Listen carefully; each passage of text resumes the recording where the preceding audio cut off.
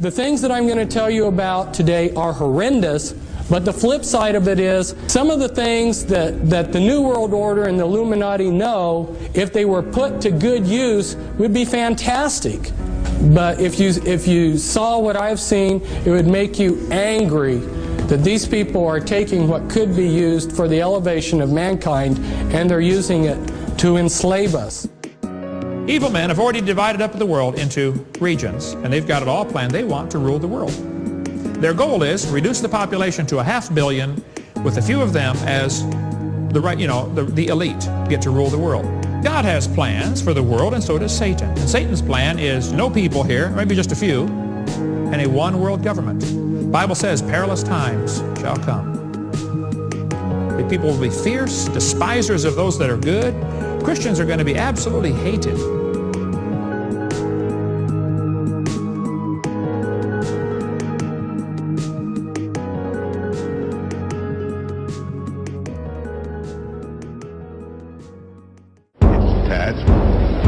Develop an overall strategy for America in this period when really a new world order can be created. It's a great opportunity. It isn't just a crisis.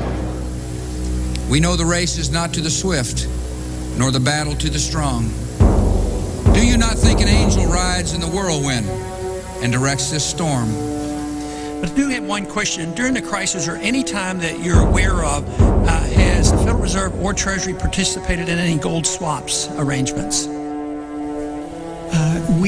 The Federal Reserve does not own any gold at all. We have not owned gold since 1934. Congress shall now vote for approval of H.R. 8791, the Homeland Terrorism Preparedness Bill. Said bill requests emergency response funding up to and including I'm sorry, this section is classified.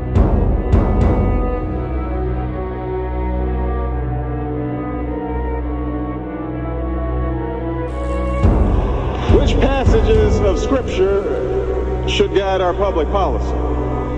Should we go with Leviticus, which suggests slavery is okay, and that eating shellfish is an abomination? Or we could go with Deuteronomy, which suggests stoning your child if he strays from the faith?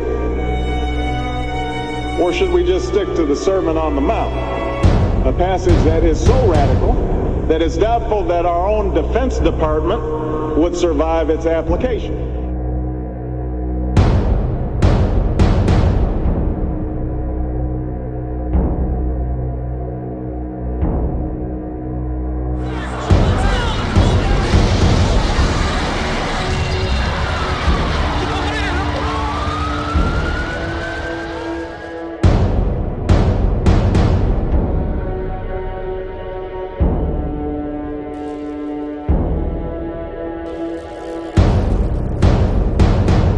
Readings have told me, for what it's worth, that some of us will be able to have ascended abilities. I mean, full-on ascended abilities prior to the actual shift happening.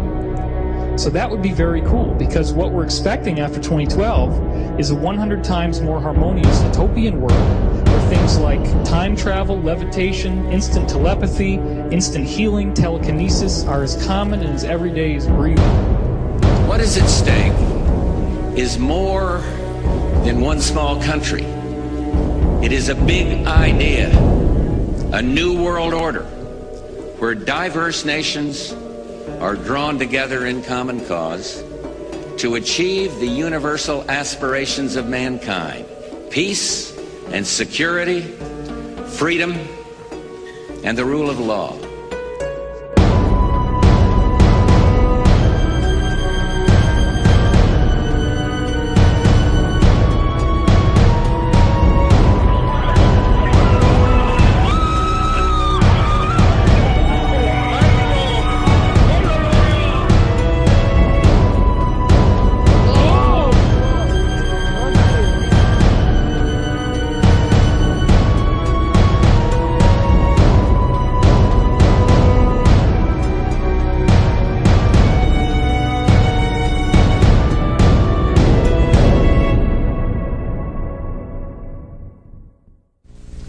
I want to tell you about a few of the things that I have learned during these last 5 years of intensive research.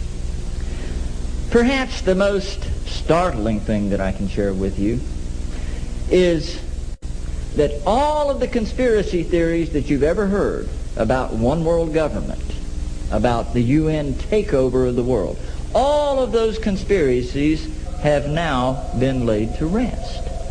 There's nothing conspiratorial about it. It's all published. The UN-funded Commission on Global Governance began meeting in 1992 in earnest and met for 4 years, and last fall released their final report. It is entitled Our Global Neighborhood. If the Bible is simply a book of myths, fairy tales, and stories, then it is disturbingly accurate in describing what we see unfolding in our current world climate. In my personal journey, I've come to the conclusion that the biblical worldview best explains the origin of evil and its many symptoms to mankind. It explains human suffering and the inescapable reality of death and decay that we experience in this world. But most importantly, it reveals why mankind has used deception as its most powerful and reliable instrument to carry out the plan set in motion by an ancient hate.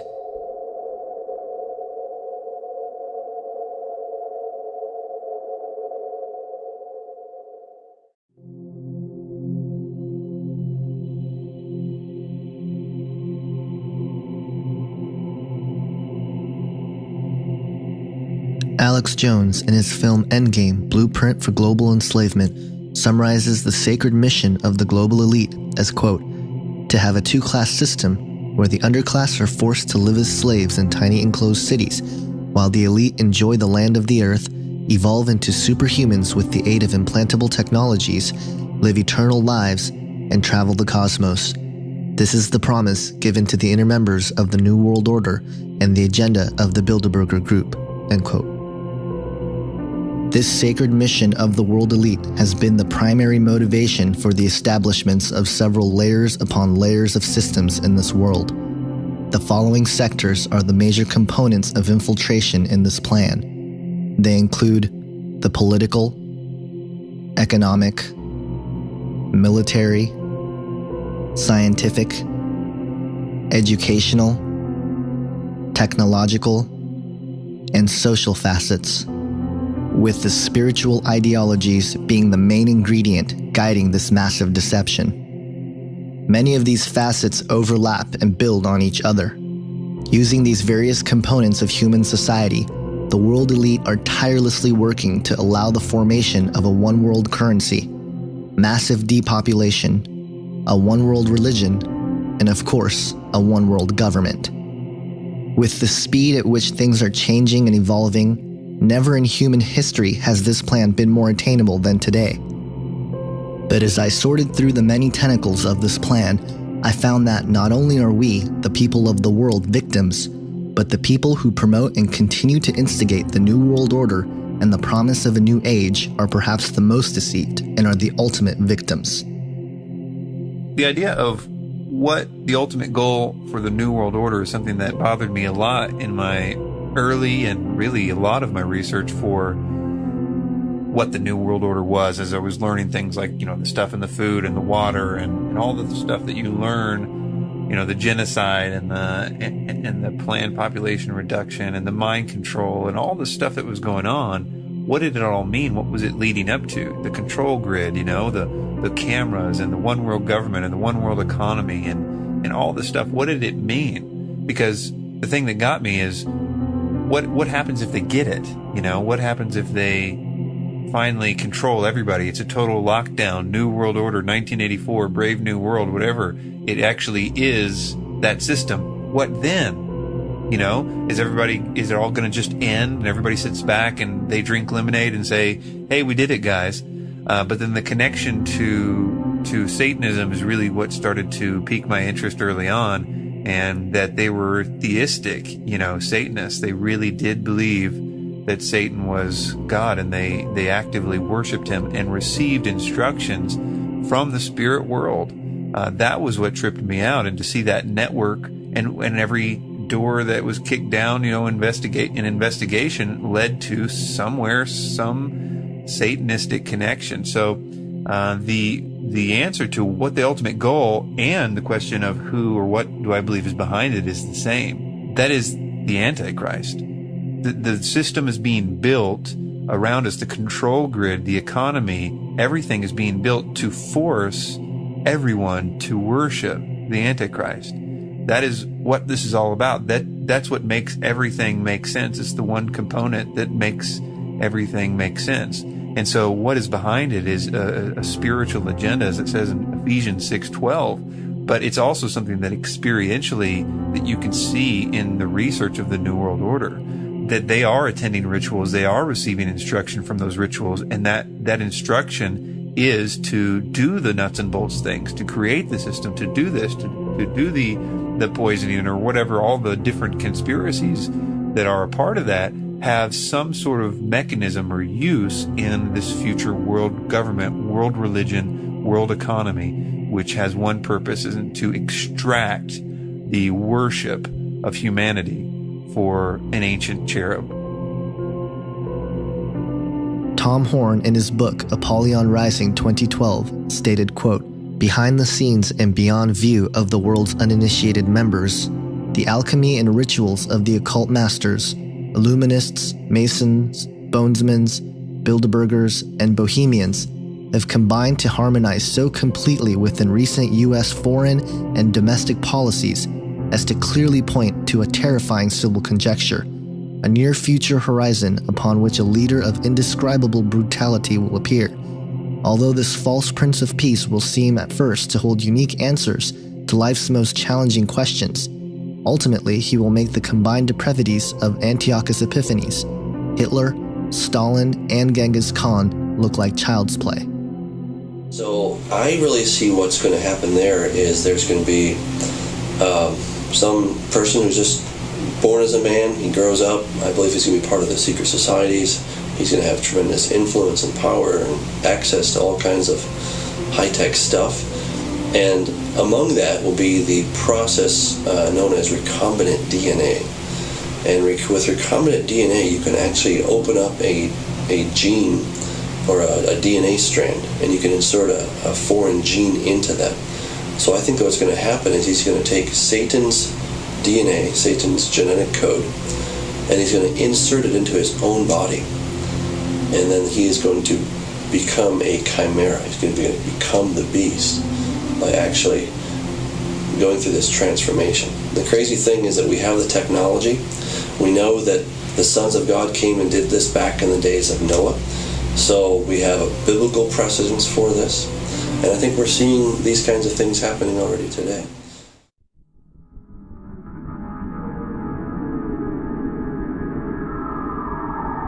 To understand the biblical worldview of the New World Order, we must first look at the fall of mankind as recorded in Genesis 3.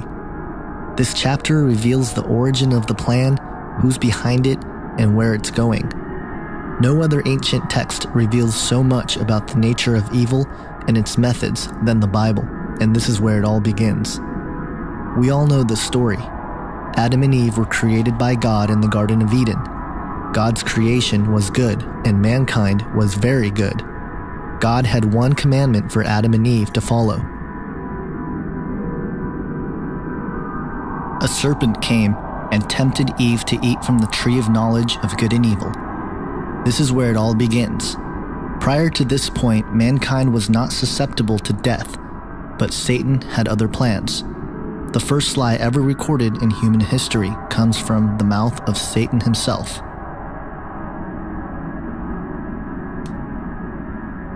Satan, being the father of lies, was able to redefine what good meant. Upholding to the traits of a great deception, Satan's lie contained some truth. But to understand how this lie has permeated throughout history and is being used to create the New World Order, we must break down this passage. Satan knew that when they ate of the fruit of this tree, that mankind would be subject to death. This lie is the foundation for New Age ideas like reincarnation. It is the idea that even though we may physically die, there is no heaven or hell, but instead we return with another opportunity to attain enlightenment. It is also the one lie that many of the world elite believe today, which is that through the use of intellect, technology, and science, man will achieve immortality. This will become more obvious as we look into the sacred promise or ancient hope held close to those who are at work for the New World Order. Satan was implying here that secret knowledge and wisdom will be available to them. This is the main proponent behind the nature of secrecy which all secret societies possess. It is the idea that unattainable information will be partitioned to those who submit to the request of the one who holds the knowledge. It also plays on the hope promoted by the New Age movement, which claims that we are all spiritually evolving into a higher consciousness, and that if one would only tap into this universal energy force, they would realize that they are God. The New World Order and its components, secret societies, New Age movement, transhumanist movement, and even the alien agenda in many ways is predicated on this one lie.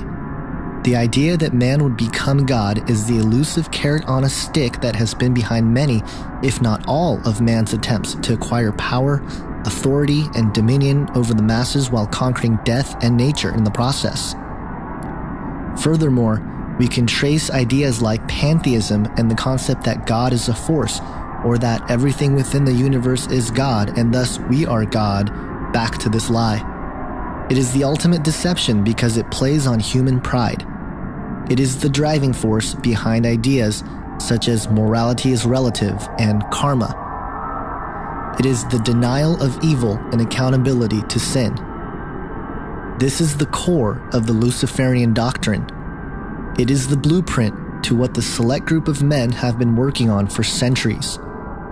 Exclusive knowledge to achieve immortality and become gods, all without the help of the Creator God, but by our own use of intellect. As we will come to see, this idea, which goes by many names like the Sacred Promise and an Ancient Hope, has been sought after by men for centuries. Here's the way they look at it. Here's their metaphor for the end of innocence. Adam and Eve were held prisoner in the Garden of Eden by an unjust, cruel, and vindictive God.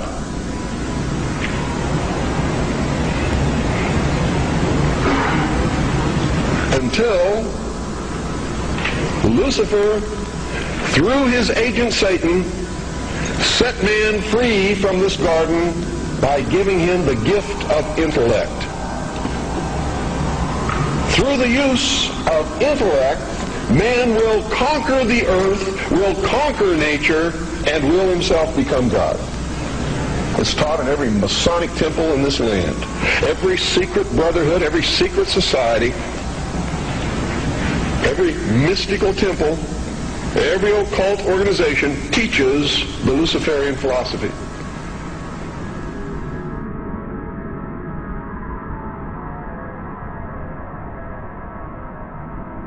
When our founders declared a new order of the ages, they were acting on an ancient hope that is meant to be fulfilled. I believe, and if you read esoteric wisdom philosophers and teachers and so on, this ancient hope is the idea that there has been a plan, an ambition contained within secret societies for thousands of years to resurrect the lost empire of Atlantis.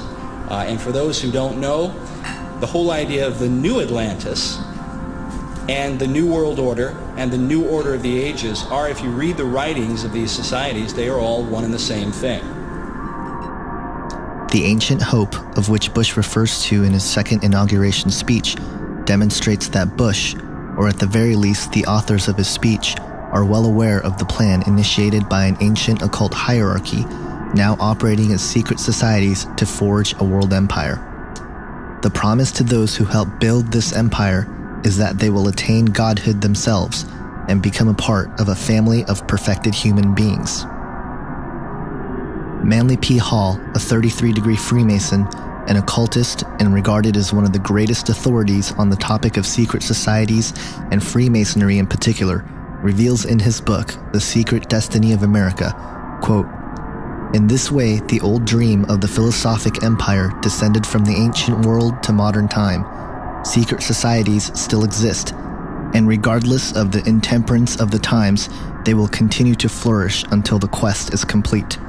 For more than 3,000 years, secret societies have labored to create the background of knowledge necessary to the establishment of an enlightened democracy among the nations of the world." End quote. Hall goes on to explain that America was not founded as a constitutional republic based on biblical principles, but rather a massive experiment of social engineering formed out of the principal visions described in Sir Francis Bacon's book, The New Atlantis, in 1627. The basic principle was that the goal of attaining human perfection and a utopia that would come with it is the ultimate plan put forth and worked on since antiquity.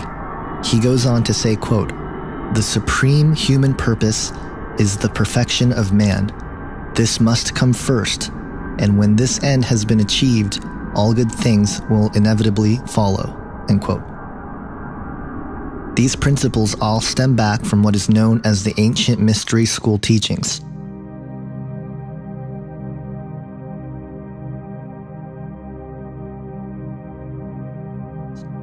The ancient mystery school teachings is an esoteric, spiritual wisdom and philosophy passed down by the initiated elite for centuries. It is in fact one and the same as the Luciferian doctrine that one day man will become God through the use of his own intellect. This is the religion of the New World Order, which is operating in various degrees under various secret societies, cults, and even high-ranking religious circles. The origin and understanding of the mystery schools and its history can be found in theosophical writings. Keith Thompson, in his film Aquarius, Age of Evil, does a full expose on the founding of theosophy, its connection to secret societies, the New Age movement, Zeitgeist, and ultimately the New World Order. In a document entitled The Mystery Schools, written by Grace Noach of the Theosophical Society, reveals the origin of the ancient mystery teachings. She opens the document, quote, "Millions upon millions of years ago, in the darkness of prehistory, humanity was an infant, a child of Mother Nature, unawakened, dreamlike, wrapped in the cloak of mental somnolence. Recognition of egoity slept, instinctual consciousness alone was active.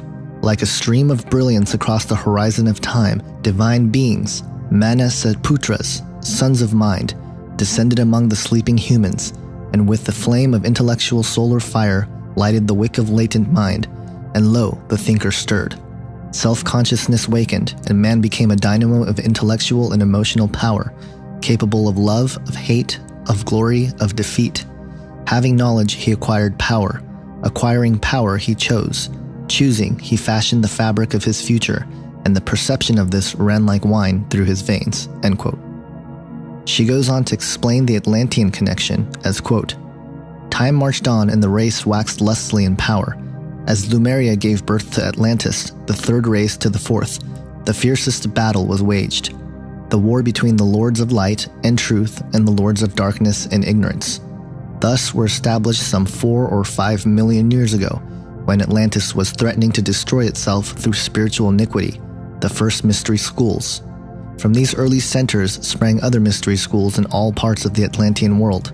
By the time the Atlanteans were in their heyday of material splendor, these schools were working their hardest to stem the increasing tide of sorcery." End quote.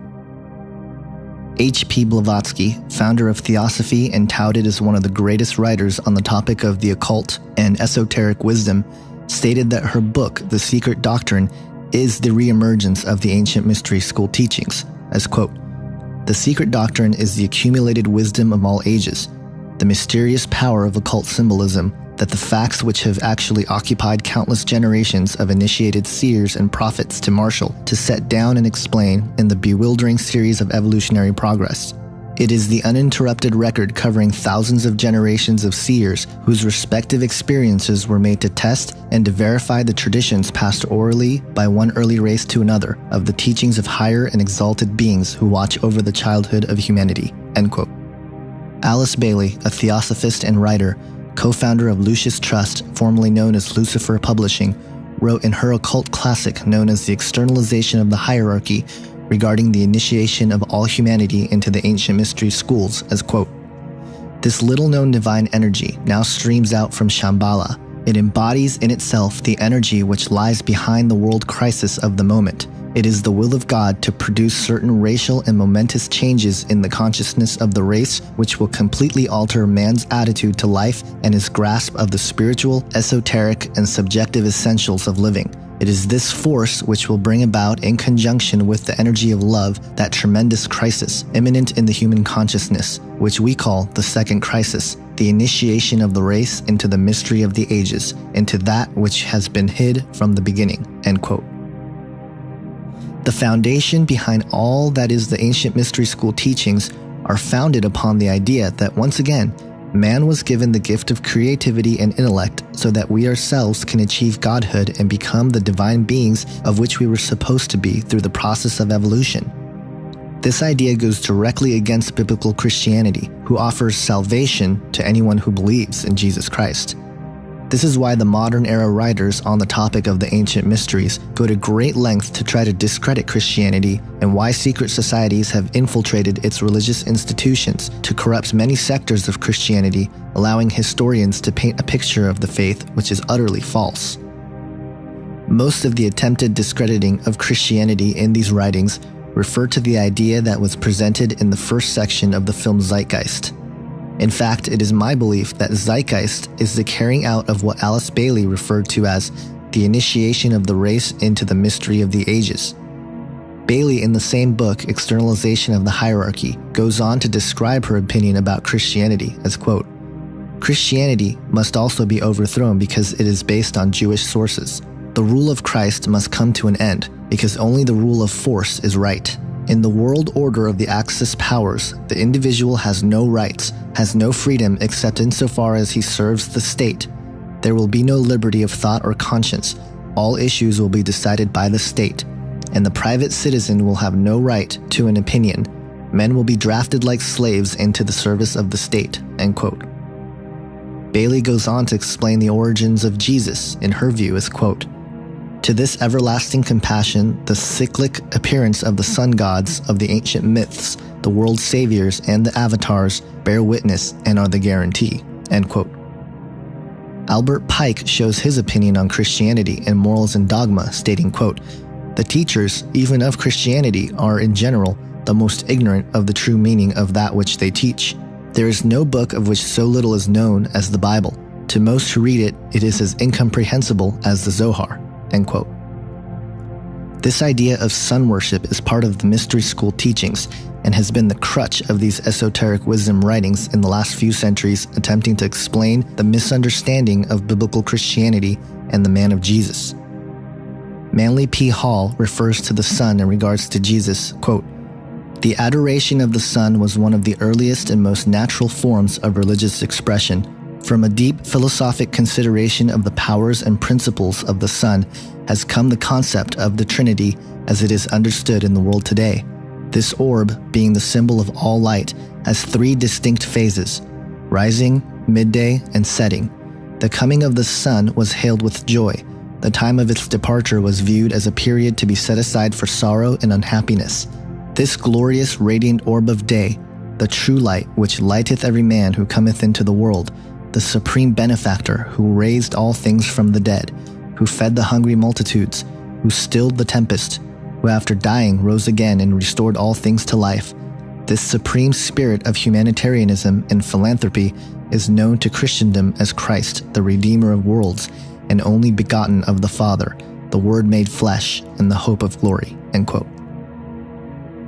Not surprisingly, Helena Blavatsky also refers to astronomical underpinnings of Christianity, quote, "It is useless and vain for the Protestants to explain against the Roman Catholics for their Mariolatry based on the ancient cult of lunar goddesses when they themselves worship Jehovah, preeminently a lunar god, and when both churches have accepted in their theologies the Son Christ of the lunar Trinity," end quote. So according to these writers, which in essence is what Peter Joseph did in the first section of his film Zeitgeist, is that what Christians have been doing for centuries was actually worshiping the sun and the stars rather than God and Jesus Christ. What's interesting to note is that a single verse in the Bible can explain that this is simply not the case. In 2 Kings 23:5, it states, quote, "He did away with the pagan priests appointed by the kings of Judah to burn incense on the high places of the towns of Judah and on those around Jerusalem, those who burned incense to Baal, to the sun and moon, to the constellations, and to all the starry hosts." End quote. The ideas and opinions which permeate through society now in regards to Christianity are a residue to what we see in the esoteric writings. Even if the majority of the people who hate fundamental Christianity and religion in general are not aware of the specific assaults made by the theosophical authors, the basic attitude towards Jesus, his message, and to all Christians who believe and follow him are consistent. So who is the God of the ancient mystery schools? The Theosophical Society is Luciferianism at its core. It is openly satanic in the case of Blavatsky, certainly Luciferianism in the case of Alice Bailey. They are exalting Lucifer. He is the God of this world, the planetary logos. He is the voice of God in the Bible, according to Alice Bailey. Lucifer is God.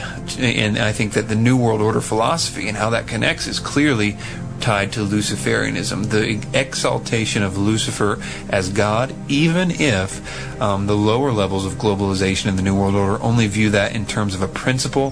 For example, the ideas of Prometheus and the light bearer and the torch and all these kinds of things, that the Garden of Eden, thing was a good thing, that knowledge was given to us and by a great and awesome being. Even if they only view it as sort of allegory, that idea is Luciferianism, the exaltation of Lucifer in the Bible as a good thing, even if they don't completely view him as God. So Luciferianism is the core of theosophical philosophy, and it's also the core of the New World Order, which again makes perfect sense to the overall thesis here that what they're doing is building up a platform to worship him.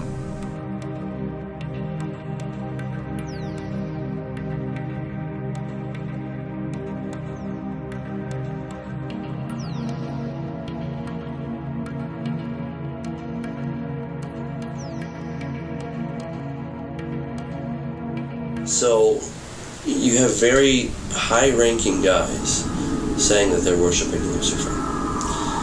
And it's not just, what we might think of as kind of simple Satanism, right? Where they go and they sort of worship Satan. I mean, that's all bad, right? But it's not very classy, let's put it that way. Whereas these other guys, the Masons, they've had this secret society for a very long time. They're very focused, they're well-to-do. They've got a purpose, and they're very patient. They've been working on this for a long time. And of course, everybody at the lower levels doesn't really know what's going on. Right. It's only when you get to the 33rd levels do you begin to understand what's going on. And even then, I think even if you get to the 33rd level, you're still somewhat deceived because you think Satan is actually the good guy. Right. So even the guys that know everything, so to speak, are still in the dark because Satan hasn't told them his true intentions, which is he doesn't care for anybody except himself. Ever since man realized that through special and exclusive knowledge comes power and the ability to rule over others, the ancient mystery teachings and the members who have access to this knowledge have been working in secrecy, which yields power and authority over the masses who have no idea that they are born into a highly organized, systematic society being steered towards the fulfillment of their plan. Many have been blind victims helping continue the cycle of secrecy and deception while believing that they too were going to gain access to this knowledge. Sir, what is your problem? Just that, sir.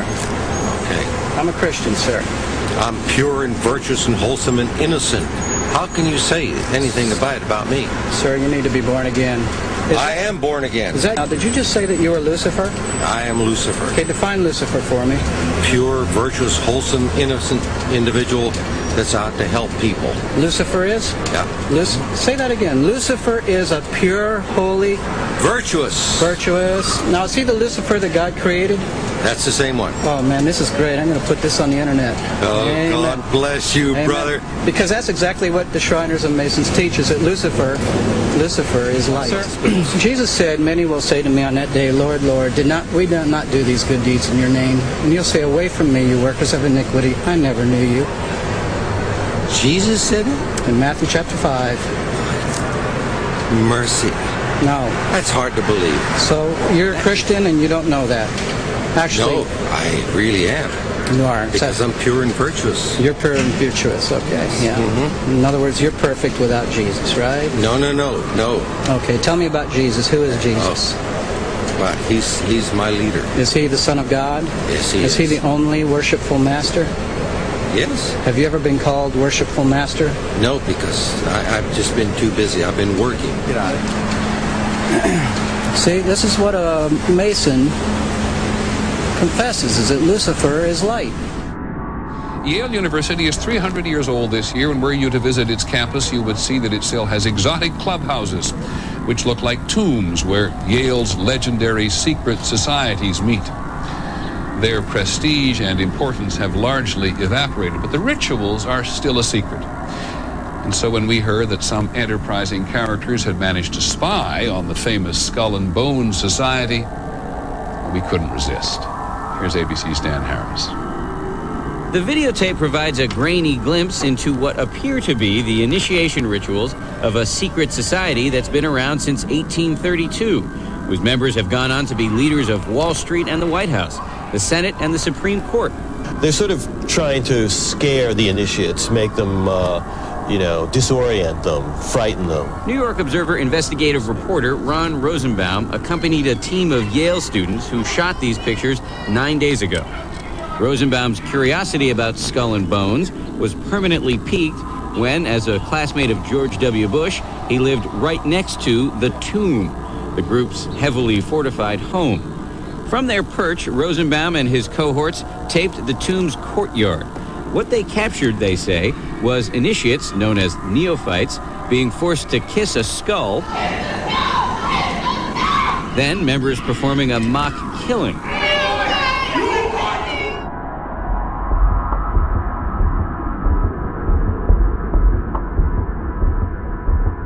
There is a biblical explanation for the ancient mystery schools and the idea of resurrecting Atlantis. After the fall of mankind in the garden, God says something very interesting to Satan.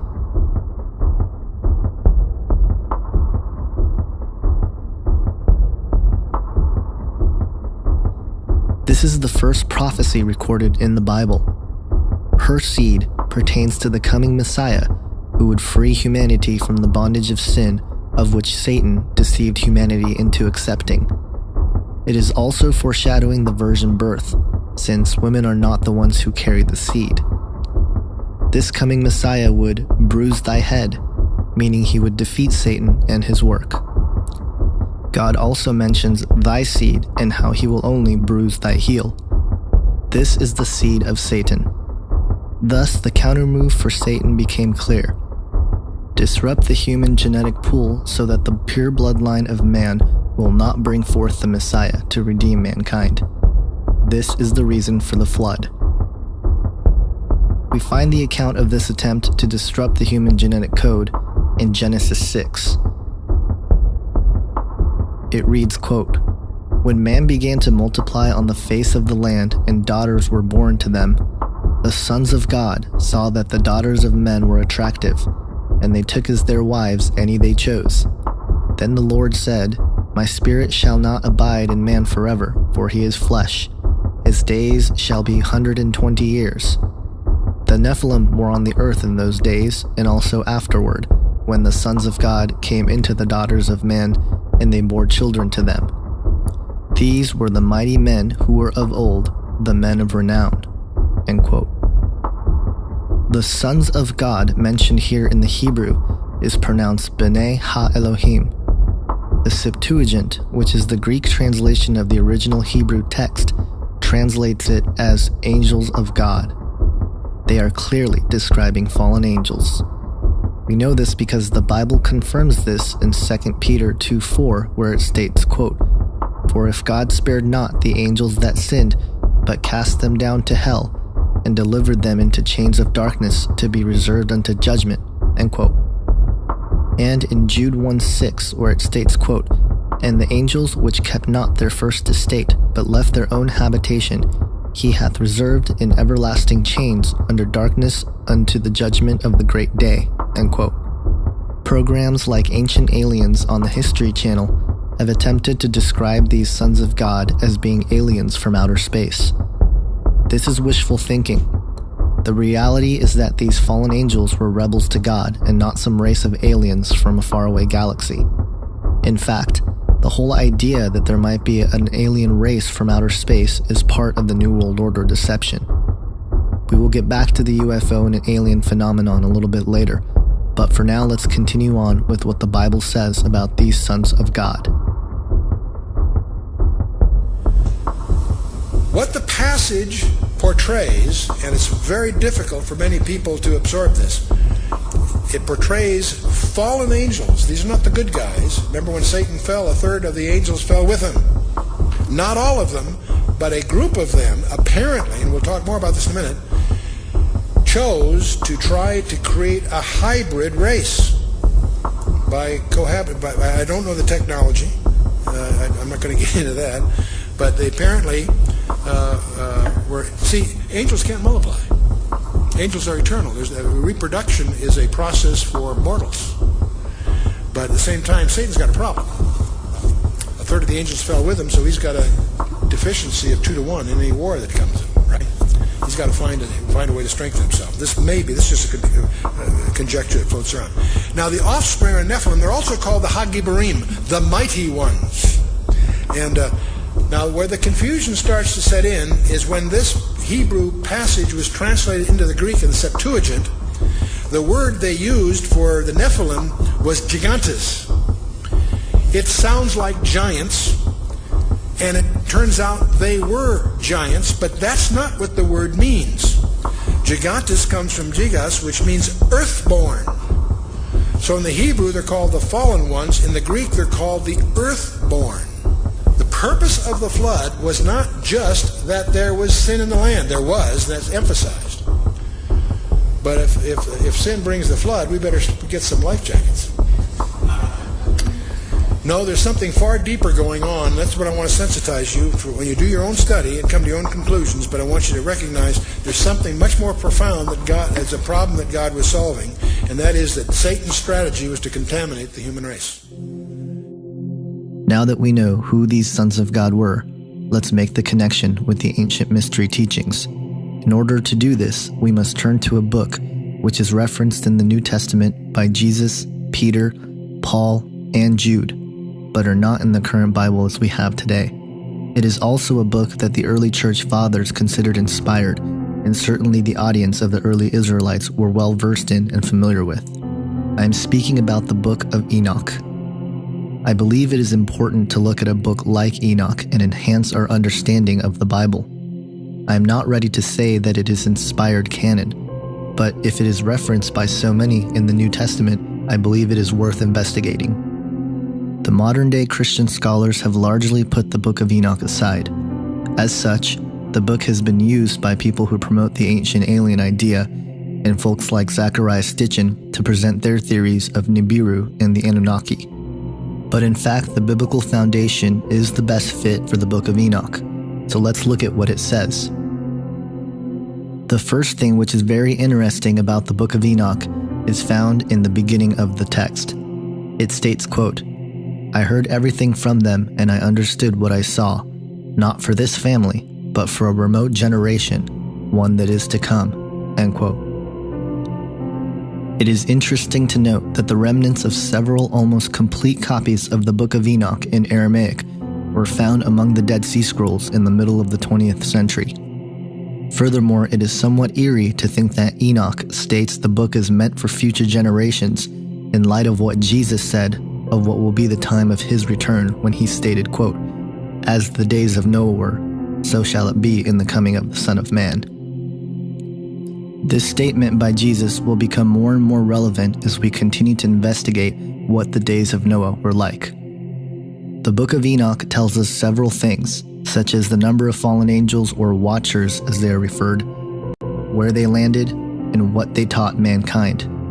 It even lists the names of 20 of the fallen angels. But as it pertains to the mystery schools, it is very interesting the kinds of things that these watchers taught humanity. It states, quote, Azazel taught them to make swords, knives, shields, and breastplates, and made known to them metals and the skill of working them for bracelets and jewelry. Azazel also taught the use of antimony for coloring the eyelids, along with all types of precious stones and dye formulas. From this arose great disobedience. They were led astray. They committed immorality. They became corrupt in all their ways. Semyaza taught cursing and root cutting. Armeros, curse lifting. Barakoyel taught star signs. Kokabel, star patterns. Ezekiel, cloud lore.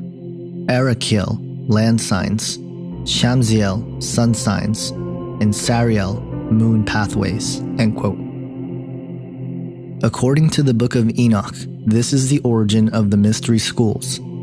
The fallen angels taught mankind weapon making and warfare, applying makeup and jewelry, introduced mankind to psychedelic drugs, vampirism, enchantments, and cursings, as well as astrology.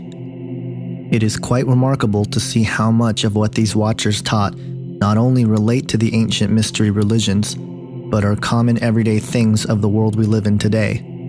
We even see the watchers teach mankind the art of abortion. Quote, the fifth was Kasdea. This is he who showed the Yaladim A'am all the evil strikings of unclean Rakim and demonic entities.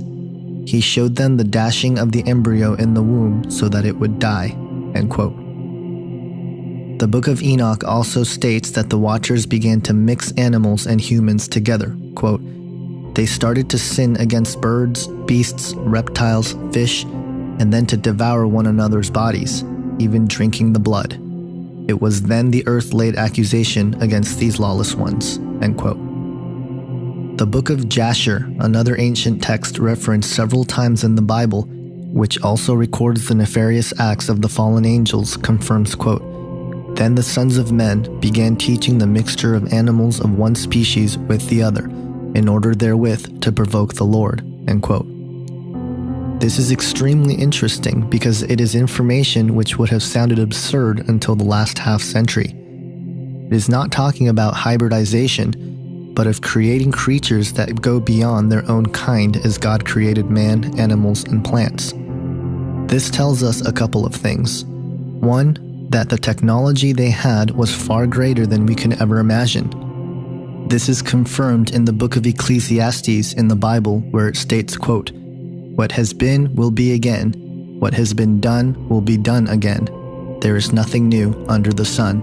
End quote. No matter how far we think we've come in the name of science and technology, it seems we are only catching up to what we were taught by these fallen angels in the antediluvian or pre-flood world.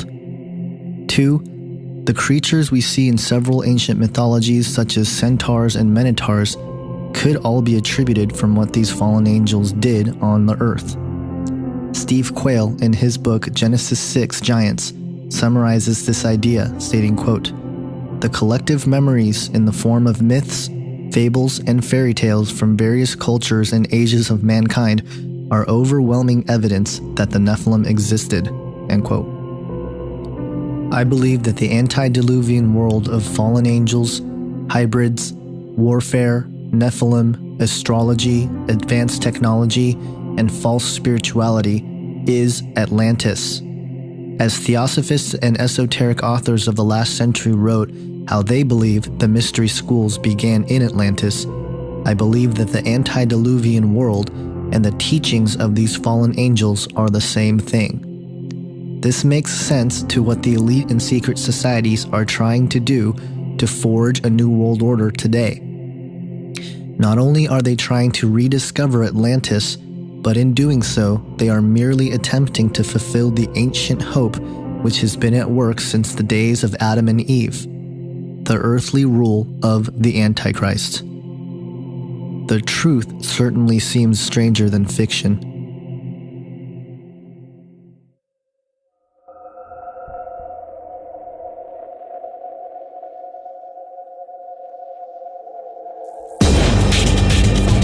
Even jaded New Yorkers scratching their heads. A mysterious, silver, shiny object, or objects, it seems, floating in the sky yesterday. You can see all the people have stopped in the street there in their tracks looking at it. Some folks say they saw lights. Others were maybe waiting for little green men to arrive.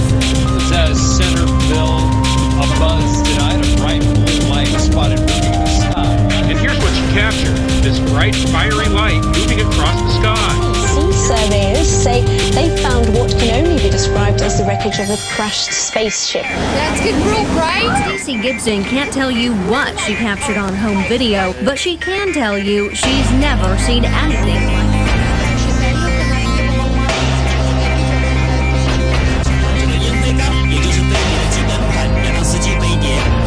You got to see it for yourself. These residents saw the lights hovering in the sky about Monday night. A North Canton couple is trying to figure out what it was that they saw in the sky over their home just a few days ago. Mysterious, unexplained, orange-colored objects. Karen, they tell us that they saw lights, but those lights were not from an airplane or a helicopter, and these lights dropped something as they hung low over the sky. Mike was in the Air Force and says the lights hovering in the sky were unlike any he had seen. Um objeto luminoso foi visto no céu pelos moradores e, espantados, ligaram para a polícia.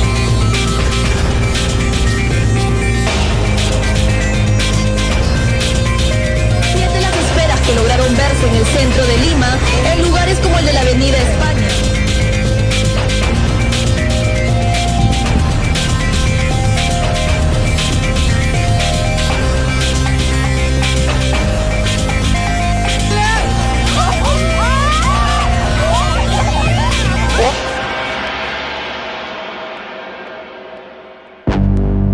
Maybe it's a comet.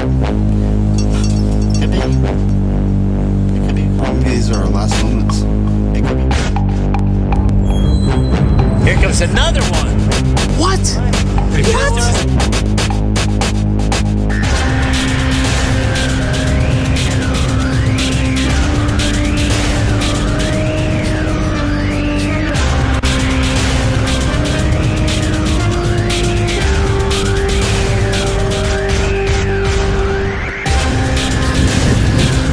I don't know if I'm getting it or not. Well, the top is even locality.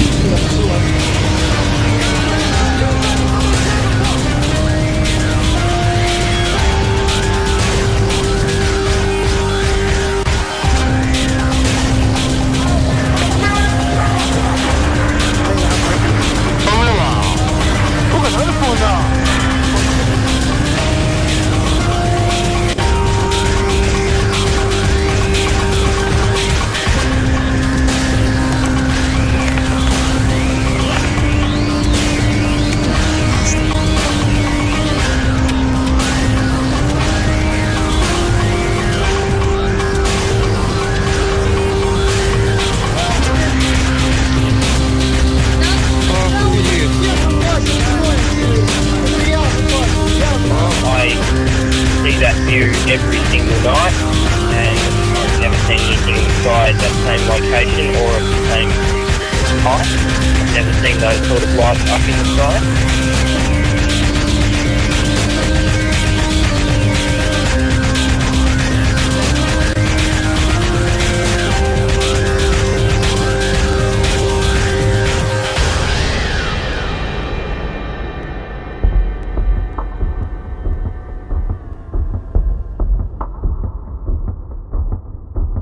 One of the main topics of interest the New Age movement has harnessed through the infiltrating of the truth movement has been on the topic of UFOs and ETs. Many of these folks, like David Wilcock, David Icke, Jordan Maxwell, and many others, have in fact verified the concept that the UFO phenomenon is not necessarily flesh and blood beings, but are a race of highly evolved spiritual entities who have attained what we refer to as godhood and power over the elements of nature and physics of which we are currently limited to. This is eerily similar to the sacred promise given to the inner members of the New World Order. It is also the same concept being promoted by transhumanists and the road to attain singularity and human immortality through the use of technology in the field of biology and genetics. I believe that all of these various tentacles are leading to the same place and the same goal. More people today believe that there is life outside of Earth than ever before. A 2008 Scripps UFO poll conducted by Thomas Hargrove and Guido H. Stample showed that over 74% of 18 to 24-year-olds believed it was likely that intelligent life exists on other planets. This is perhaps due to several factors, including our current growth in scientific knowledge and understanding of the size and vastness of the universe, but also the propaganda perpetuated by our media. Science fiction has exploded in America and the world as a staple theme for films, movies, books, and video games. Could this all be part of the plan to prepare the world for disclosure? I think the New Age, as well as the mainstream sort of media, and I mean like movies and television shows, and everybody's been shoving this alien UFO thing down our throats because it has so many uses for the Antichrist system. I've said many times, I don't know if this is the way that it will all be set up. It is just a really convenient way if it does go down like this, because it does do three main things that are needed for the Antichrist system. Number one, it causes the world to reject God. We've been sold this erroneous idea that if aliens exist, then God doesn't. So the headlines the day after would read, God proven wrong or whatever. The whole world would be united in its rejection of God overnight. So that certainly would play in, obviously, to the biblical account of this world order at the end of time. Also, we would believe ourselves to be God. This one would take a little bit longer to sink in, but the idea that aliens, in a real sort of evolution kind of way, just evolved, and that it could be sold to us that they were somehow our creators in the sense that they genetically modified us, or they might have some excuse to the origin of life or something to that effect. Ultimately, we would see them as gods in the sense of their perhaps abilities or their technological advancement, and it really depends on this point of how and what they say about us, if they say anything, or if in the discovering of them that it is implied in some way that we ourselves could be like them and therefore like gods. And that really goes into the third part, which is the evolution. I think that this concept of evolution is crucial to so much of what the Antichrist system does, especially the genocide based on belief system that happens in the end time scenario, really requires, as it did in the Third Reich, an idea of evolution. There's a concept that there's certain people that are not fit for the new system, the new evolution. They were sort of helping humanity evolve by the elimination of those that weren't ready for the new age, the new world.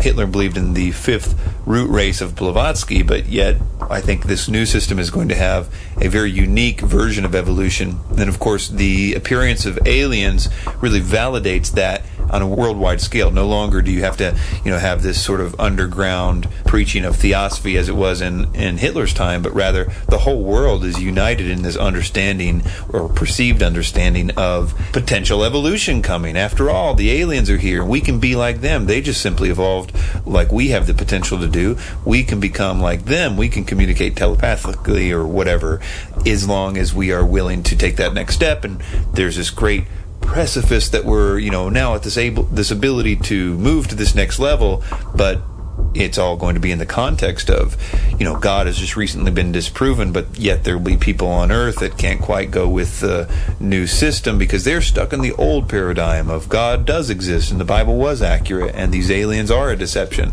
Those people will be presented as enemy number one and will be viewed as the thing that's holding us back from the potential evolution.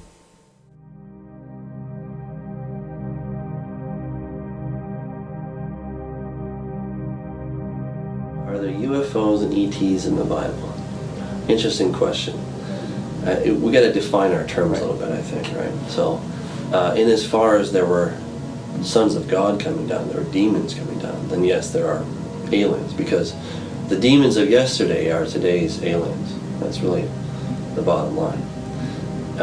They're not aliens from some distant galaxy or from the Pleiades system or anything like that. They are very much from here. They're demonic, and so in as far as there were demons, then yes. But we can't call them demons or gods from yesteryear, because that's really out of fashion. Right. But you can call them aliens because now they're from some other place and they evolved. It's interesting how evolution has served as such a foundation for this. Mm-hmm. The demons, Satan gets us thinking that there is no God, that there is no Satan or any demons. But then he starts replacing it with these other entities.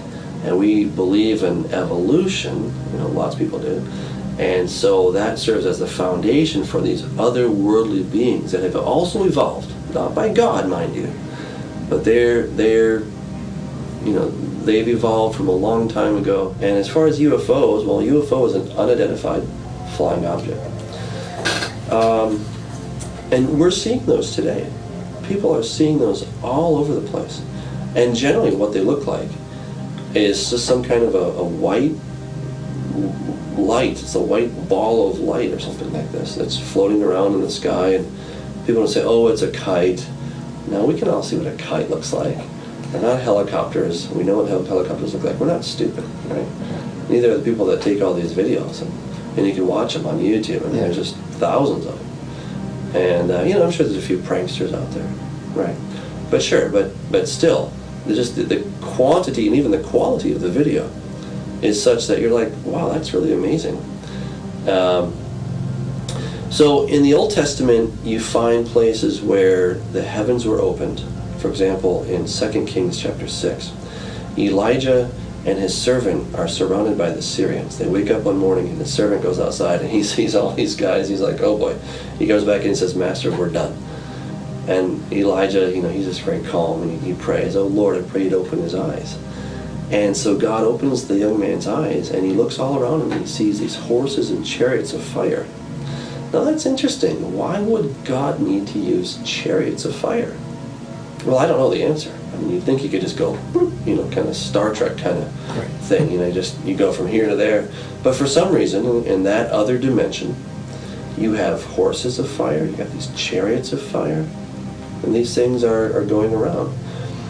And in some way, I would suspect that the demons are kind of doing the same thing. I don't know if they're on horses of fire necessarily, but when they materialize, they look like these fiery white orbs. And however they're transporting themselves, I don't know. But it's not like they can just think it and they're there, but they have to somehow travel. They have to traverse through whatever medium, the spiritual medium or through the physical medium. They're actually moving about. So again, I wouldn't say that we have what we call technical UFOs back then, but you did have these horses and chariots of fire in that angelic spiritual realm. There's movement going on. Angels have wings. Again, why would they have wings? Right? Is there air in that? These are questions we just don't know. Right. We just don't know the answer to these things. But still, there's a function for these things. If they have wings, then they must need them. If there are horses and chariots of fire, then they must need those in some capacity that I don't understand. And we're not really told. But still, there it is. So, what we're seeing today is a resurgence. We're not so much a resurgence, we're seeing a breakthrough of that realm into our own. And those demons are coming through. Somehow they're being able to manifest in this realm. I don't know how they do that, but they're doing it. They're manifesting, and they're up in the skies. Millions of people have seen these things. Right. You even have sort of more famous people like Ronald Reagan. Mm-hmm. He claimed to have seen something a number of times. Jimmy Carter, Barry Goldwater, Douglas MacArthur. All right, just to name a few of the presidents. You have other world leaders. You have Michio Kaku, who's a real famous physicist. Let me make a prediction, and that is sometime by mid-century, we might make contact with an intelligent civilization in outer space. Plus you have, just lots and lots of astronauts. They say that every time that we had a mission, we were being followed by something. We were being watched. We saw some craft. We saw something, right? And you can watch some of these videos that have been released by NASA, and you can see these things out there, right? So there's definitely something out there. The question is, what is it? Scholars with no religious affiliation who have looked into this topic of UFOs and ETs for several decades have come to very interesting conclusions. Jack Vallée, a venture capitalist, computer scientist, author, ufologist, and former astronomer who helped build the precursor to what we know as the Internet, has studied the UFO phenomenon for over 3 decades. After looking into the relationship between UFOs, cults, religious movements, demons, angels, ghosts, and psychic phenomenon, Vallée changed his proposed hypothesis from the UFO phenomenon being an extraterrestrial origin, in other words, craft and beings from another planet or faraway galaxy, to a multi-dimensional visitation hypothesis, or interdimensional. In his book, Messengers of Deception, Vallée states, quote, "Human beings are under the control of a strange force that bends them in absurd ways, forcing them to play a role in a bizarre game of deception," end quote. Later in the same book, he states, quote, "The UFO phenomenon represents a manifestation of a reality that transcends our current understanding of physics. The UFOs are physical manifestations that cannot be understood apart from their psychic and symbolic reality. What we see in effect here is not an alien invasion.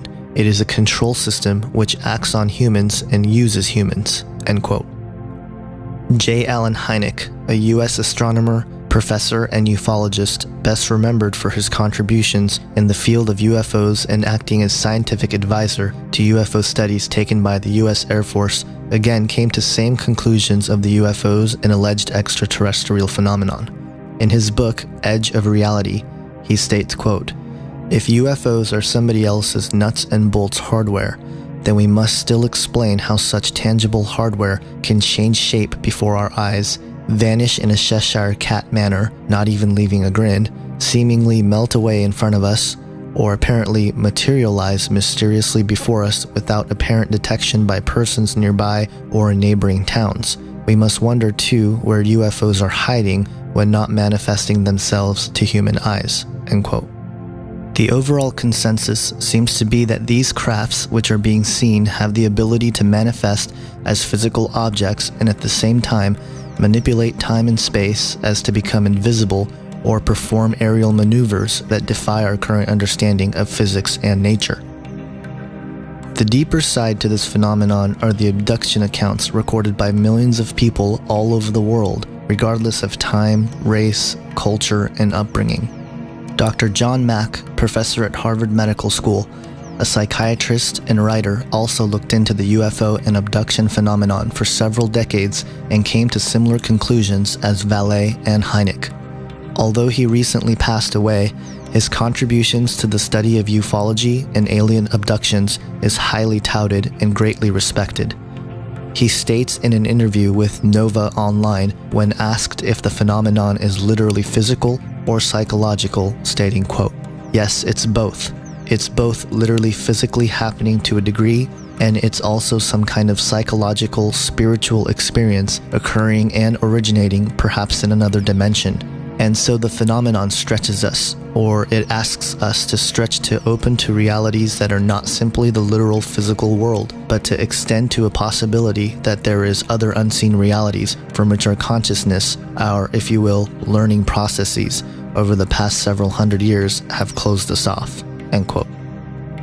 What seems to be the case is they come from some other domain, some place, maybe not another star or maybe from another dimension, but they manifest, they show up here in our physical world. People have a number of cases where people are just playing gone. A child comes into the mother's room. "Mom, you weren't there during the night when I came." There is burned earth outside where the ships have landed. There is physical. It may not satisfy our criteria of proof, but proof may be something which only operates within the frame of evidence of this physical world in the box you mentioned before that we live in.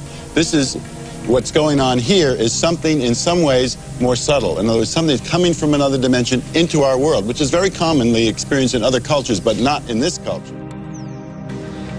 John Mack, who recently passed away, but he was at Harvard, and according to his own testimony, he says, I was not a believer in this thing. He wasn't trying to prove anything. He just kept hearing about these things. So he came to this conclusion that these were real physical abductions.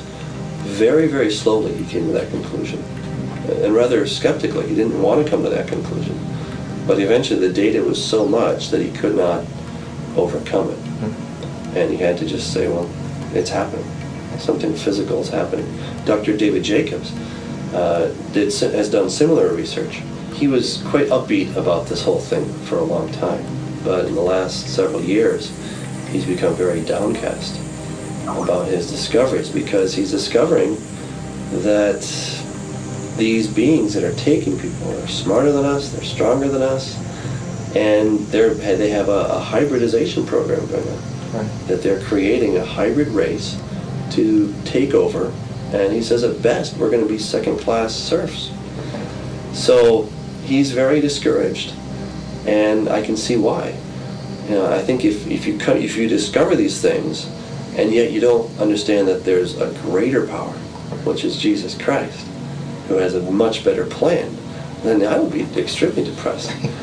And in a way, I'm sort of upbeat about the whole thing, because I see that we are getting very close to the end. But it's also kind of scary. There's just crazy things going on. Dr. David Jacob, an associate professor of history at Temple University, specializing in 20th century American history and culture, has also studied the UFO and abduction phenomenon for over 40 years. In an interview with L.A. Marzulli in the book Alien Interviews, Jacobs comments on the alien abduction phenomenon, stating, quote, "This is a phenomenon that is either psychological or it is happening. There is very little in the middle. I have learned that the abduction phenomenon is vast, global, and it occurs with great frequency," end quote. Whitley Strieber, in his classic account of an alien encounter in the book Communion, records his experience with these entities, stating, quote, "I became entirely given over to extreme dread.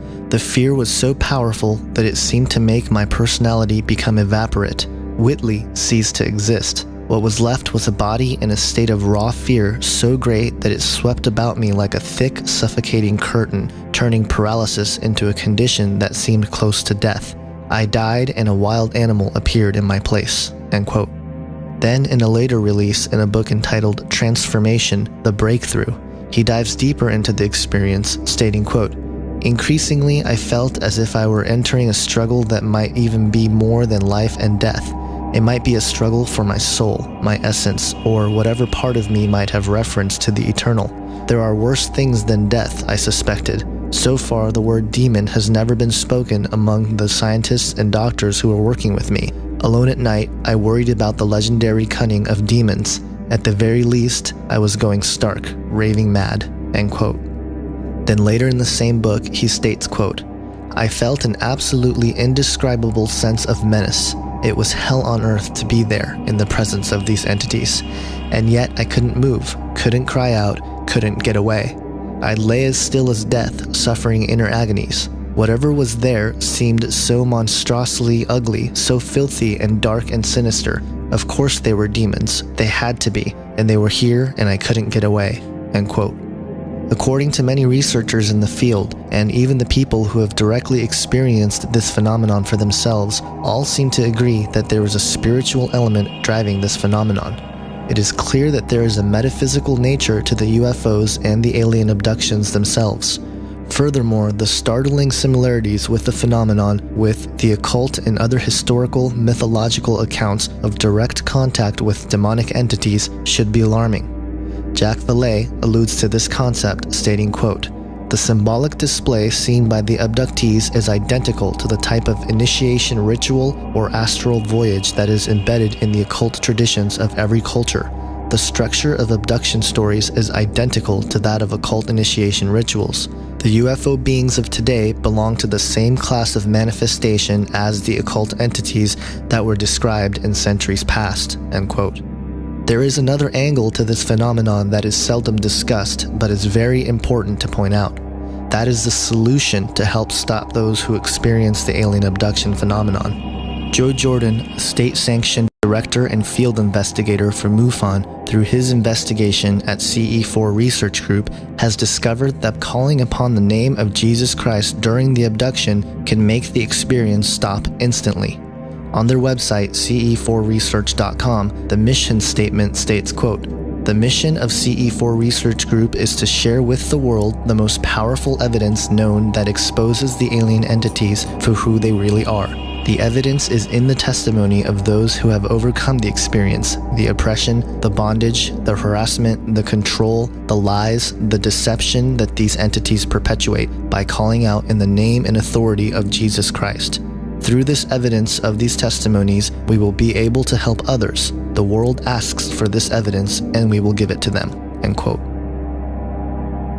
A lot of the people that have seen my videos know my testimony of how it all started with one book. On a vacation trip to visit my brother, I picked up one book, UFO Crash at Roswell, and it was like opening a doorway into something that would totally change my life. And it has, and it's changed a number of times since then, but that one started it. It put me on a quest to find out what this UFO phenomenon was about. And like I said, I came into it as an agnostic with an open mind and what I thought was total objectivity, and became a MUFON investigator. Was doing UFO investigations, sighting investigations for a few years, and then got caught up in what is called the New Age belief system and metaphysical studies, because, you know, it's part of this UFO phenomenon. It goes hand in hand. I was caught up in all of that too, and it changed my worldview again, from being, you know, an agnostic humanist to one who was into the New Age and actually practicing these metaphysical studies myself. And I was able to see the UFO phenomenon through another set of eyes. And then in 1996, I was shown the true gospel, where it actually caught my attention, and I accepted Jesus Christ as my Lord and Savior in November of 1996. And now I was able to look at this phenomenon in yet another set of eyes. So initially, was this what I was looking for? No, it was not.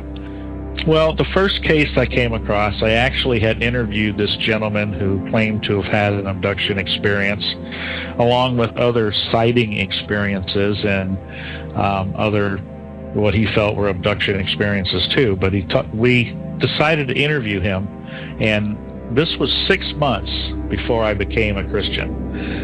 This was in the middle of 1996 that we did the interview with him. And he used to come to my monthly meetings, my MUFON meetings that I had. And he just wanted to share what he had been through, you know, and he had an interest because of his experiences in the UFO phenomenon.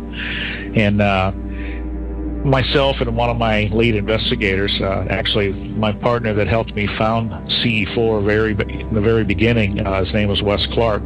He was a very good investigator, worked for the Space Center at the time as a quality inspector, and he had a good organizational skill of helping do these investigations. And him and I interviewed this gentleman in his home for 2 hours on videotape, and just let him talk, and we asked some questions and would guide him along just to try to get all of his information.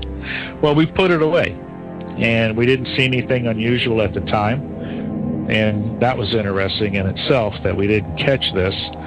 But when I became a believer in November of 96, I was ready to put all of this away, because God showed me what this UFO experience was about, that there was a evil demonic side to it. And I felt that as a new Christian and wanting to do the things that God asked of me, that we shouldn't be involved in this, and I'd put it away. And God says, no, I got plans for you, and you need to take this message back to, you know, where you came from. And I said, I can't take the Word of God back to these New Age people. I said, they don't believe it to be the inerrant Word of God. As a matter of fact, they don't even believe in God being a personal, being, an entity that they can relate to. So I said, you got to give me something better. And nobody told me that as a new Christian, you don't talk to God like that. But I did, not knowing any better. And he answered, and he says, guess what? You already have it. You just haven't seen it. And I couldn't understand what that meant at first. So I asked my partner, Wes, who was a Christian at the time, and I said, we've got something here somewhere that we need to go back and look at. We went back and looked at some of the cases that we had, and we pulled this particular one back out. It was a gentleman named Bill D. We pulled his video back out, plugged it into the VCR, and sat back and started watching and went, oh my. Do you remember hearing this? And Wes says, I don't. And we were sitting right there watching the gentleman and listening to him. But yet we were blinded and deafened at the time we did the recording.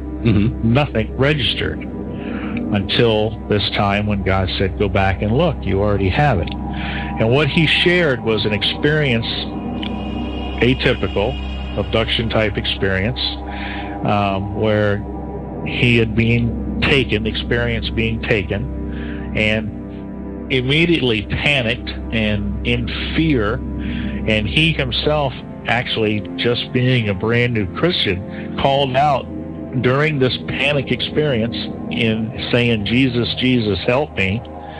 And when he did that, in an instant, the experience abruptly stopped. And he felt like he was thrown back into his bed. He even startled his wife. She asked him why he was jumping on the bed. And he said, when he shared that experience, he didn't understand what it meant.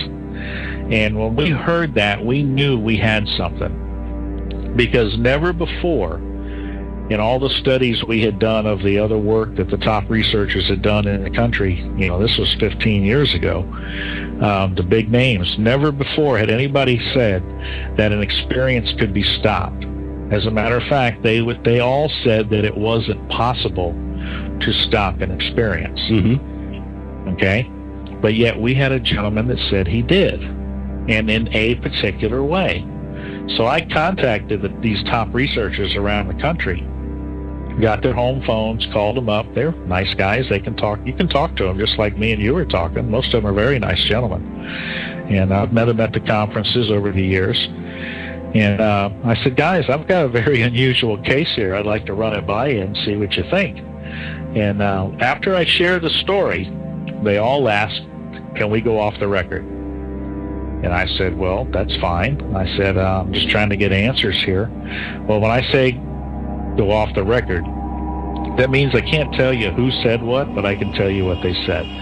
Well, these guys, they said that, yes, we had come across similar cases where people had cried out in the name of Jesus, or had quoted scripture, or had sung a Christian hymn, and the experience stopped. And I said, really? And I said, first off, I've never read anywhere where you guys have said that an experience can even be stopped. And then second, I've never read where you've stated where they could be stopped in any type of manner like this. And I said, why is that? And one of two answers or both answers would come out from each of these researchers. The first one was pretty common amongst them, was we didn't know what to make of it. But you know what? I would have been fine with that, because to me, that was an honest answer. I mean, I didn't know what to make of it either in the beginning. So I could relate to them on that answer, but they always would follow it with a second answer. And it was, we were afraid to go there, meaning the spiritual side of this, because it might affect our credibility in the UFO realm. So what I was seeing is they had research, evidence, part of the UFO puzzle that we've all been trying to put together, but they chose not to share it because of it affecting their credibility. Not that it was getting to the truth or it was completing an entire puzzle, but because of personal issues, personal agendas. And you know what that's called? It's called a cover-up. Throughout the UFO community, you hear government cover up this, government cover up that. But I'm telling you from experience in dealing with this type of case that there's been a cover-up all along by the researchers in this UFO community phenomenon that are supposedly giving us the truth and the answers to this experience. It's coming from them because they've got personal agendas. They only want to share certain things. You know, and if you ever follow these conferences that are going on out there, it's like they never give you the whole thing. You know, you get little bits and pieces. And I guess it's part of keeping you busy coming to their conferences. You know, but I've been sharing the same message for years now, the same evidence, and it still disturbs them. There are several testimonies on ce4research.com, and I encourage anyone who has either been affected by the phenomenon or knows someone who has to take a look at this research. It is much too important not to. In an article on hearkenthewatchman.com entitled Demons or Extraterrestrials Tremble at the Name of Jesus Christ, Dr. Stephen Yulish comes to the same conclusion, stating, quote, I believe in UFOs and extraterrestrials. I do not believe that either I am delusional or am I hallucinating. I do believe that the government is covering up these phenomena even though they are being bewitched as to its real meaning. This deception is part of the spiritual war between God and Satan. These are therefore serious topics, end quote. We are, of course, the Pleiadians, and as we've said, it is our pleasure to be here at this time to communicate with you, to give you an opportunity to understand our energy and who we are. This one that speaks through us, we call her our vehicle. She has given you an opportunity to listen to her interpretation of what she feels is taking place as a result of our contact with her. Not even a speck of a speck. Yet humans live their lives as though they are as big as gods. Allow us to communicate an idea to you, once again, that we would like to call the span. This involves the idea of a span of time and timing that is now upcoming on your planet. Although many direct experiences with these entities do seem to entail dread and negativity, there are plenty of accounts of positive experiences. Most of these experiences are found within the New Age movement, where the experiences are not direct physical contact, but rather spiritual through a process called channeling. This is where the person willingly invites entities who are referred to as the higher self, ascended masters, higher spiritual beings, extraterrestrial entities who are communicating telepathically, entities of higher densities, and a number of other alleged beings who are more evolved than human beings. Most of the quotes we've looked at in an earlier section of the ancient mystery schools and theosophy were all channeled information. In the case of Helena Blavatsky, the entity she channeled was named Kuthumi and El Mura, both of whom were considered ascended masters for northern India and Tibet. Alice Bailey channeled the entity Dejwal Khul, also considered an ascended master. Today there are several New Age teachers who claim to get their information from a source of a higher spiritual origin. David Icke claims he channeled entities he refers to as the guides. And one great example of the way this works I came across, which the beings, which we call the guys, told us about. You call them the guys? The guys, yeah. It's not. But the beings like Tarot, Rakoski, and yeah, that's right. Yeah. Now he was Jesus' father, Rakoski. That's right. And Merlin as well. Part of him was, yeah. That's right. The aspects. David Wilcock claims he channeled an entity named Ra. I am Ra. It is an honor and a privilege to greet you this day in the love and in the light of the one infinite Creator. Resonant raindrops of liquid light cascading down in a panoply of shapes and colors, unbeknownst to the conscious mind. More and more people are beginning to claim that they are channeling Jesus Christ as well. Certain aspects of Christianity and that organized religion that really belabors, and I don't mean that in a negative way, but the suffering that Jesus may or may not have experienced while he was on the cross. And in meditation about 2 years ago, he actually came to me in meditation. I wasn't asking for him to come forward, but it was a very, very powerful experience where he actually allowed me to feel what it was like on the cross. I was looking down and could see the pin in my feet as they were crossed, and it was so emotional, but I felt and experienced no pain. There was pain associated with it. This is very similar to mediumship and psychics who claim to be able to contact the dead through telepathic means. It is quite clear that the Bible explicitly prohibits the practice of divination, mediumship, and other spiritual practices which allow one to have direct contact with entities from another realm. In Deuteronomy 18:10-11, it states, quote, "Let no one be found among you who sacrifices his son or daughter in the fire, who practices divination or sorcery, interprets omens, engages in witchcraft or casts spells, or who is a medium or spiritist, or who consults the dead." End quote. But why is this so? Plenty of people who channel or have what are called gifts are happy with their ability to do so and would even go as far as to say that God gave them this ability for a greater purpose to help the world. It is my firm belief that God can take any situation and turn it into good. However, like most things in the Bible that God tells us not to do, he is only doing so to keep us from harm. The problem with channeling is that there is no way to know whether these entities which are being contacted are from God, as some suggest, or are counterfeits, in other words, demons working for Satan.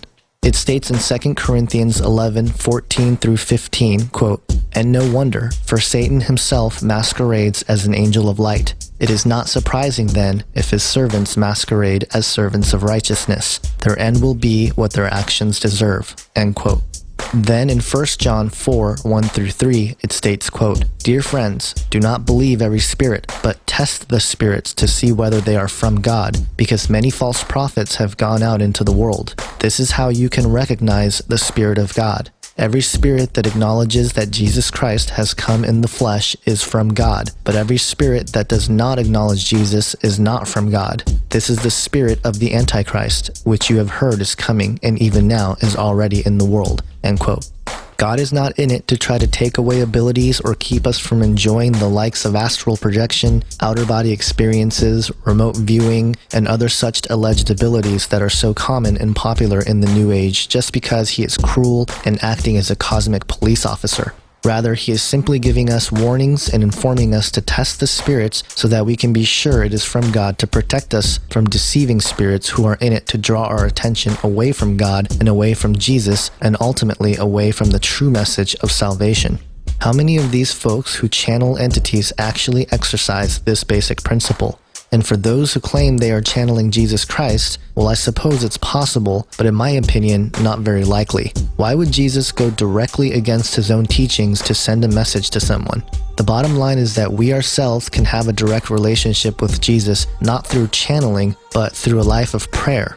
Prayer is not channeling. The key difference is that with prayer, we ourselves are humble, coming before God, speaking to him directly as ourselves. With channeling, one's own body and mind are taken over, where the entity enters the physical body to deliver a message. Again, this is very similar to a demonic possession. Demons do not have bodies. In fact, they seek to enter objects or the physical body as hosts. This is seen all over the Bible. On several accounts, the Bible speaks of demon-possessed people.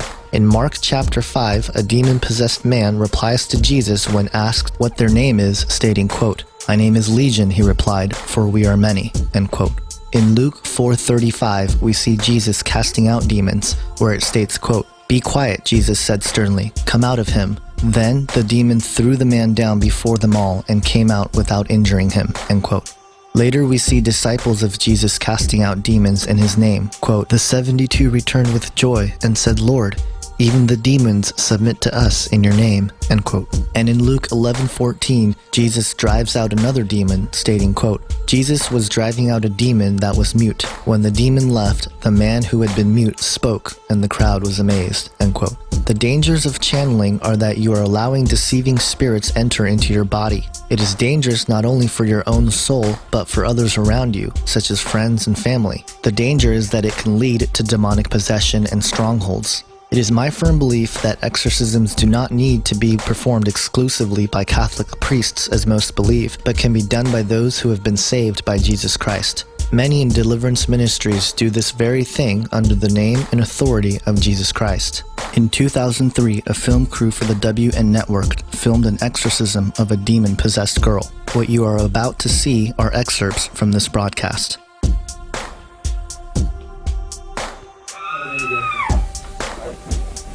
Martina and her parents have been coming to see Padre Alfredo regularly for the past 6 months.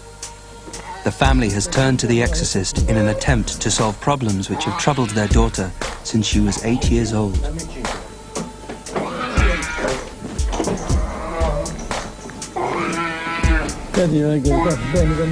Although Martina comes to the sessions willingly, as soon as she enters Padre Alfredo's bunker, she suffers a violent reaction.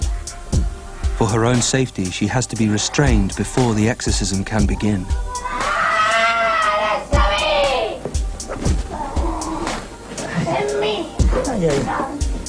Oh, tu l'inferno, vai!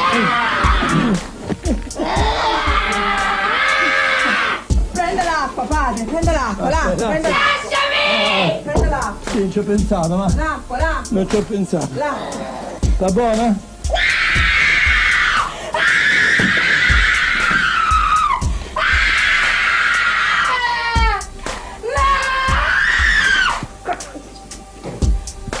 Sta buona, forza. Ci provo a pensare, ci provo a pensare. Nel nome del Padre, del Figlio e dello Spirito Santo. Signore Gesù Cristo, figlio di Padre eterno Padre, ti ringrazio. Ti prego il tuo nome, che sei il Santo, è di Cristo, è di Cristo, è di Cristo. Ecco l'acqua del Ave Maria, piena di grazia, il Signore è con te. Tu sei benedetta fra le donne. Marigno. Ave Maria, piena di grazia, il Signore è con te. Tu sei benedetta fra le donne. Benedetta Santa Maria, ma libera. Ma Maria, no, Marigno, è Cristo più forte. Cacciali via, no. Di la verità. Di la verità a questa signora. Esiste o non esisti tu? Il demonio esiste o non esiste? Esiste il demonio! Come fai a dimostrarlo? Come fai a dimostrare che esiste? Tutto! Ma questo... Io esisto! E chi non ci crede bene! Ma questo...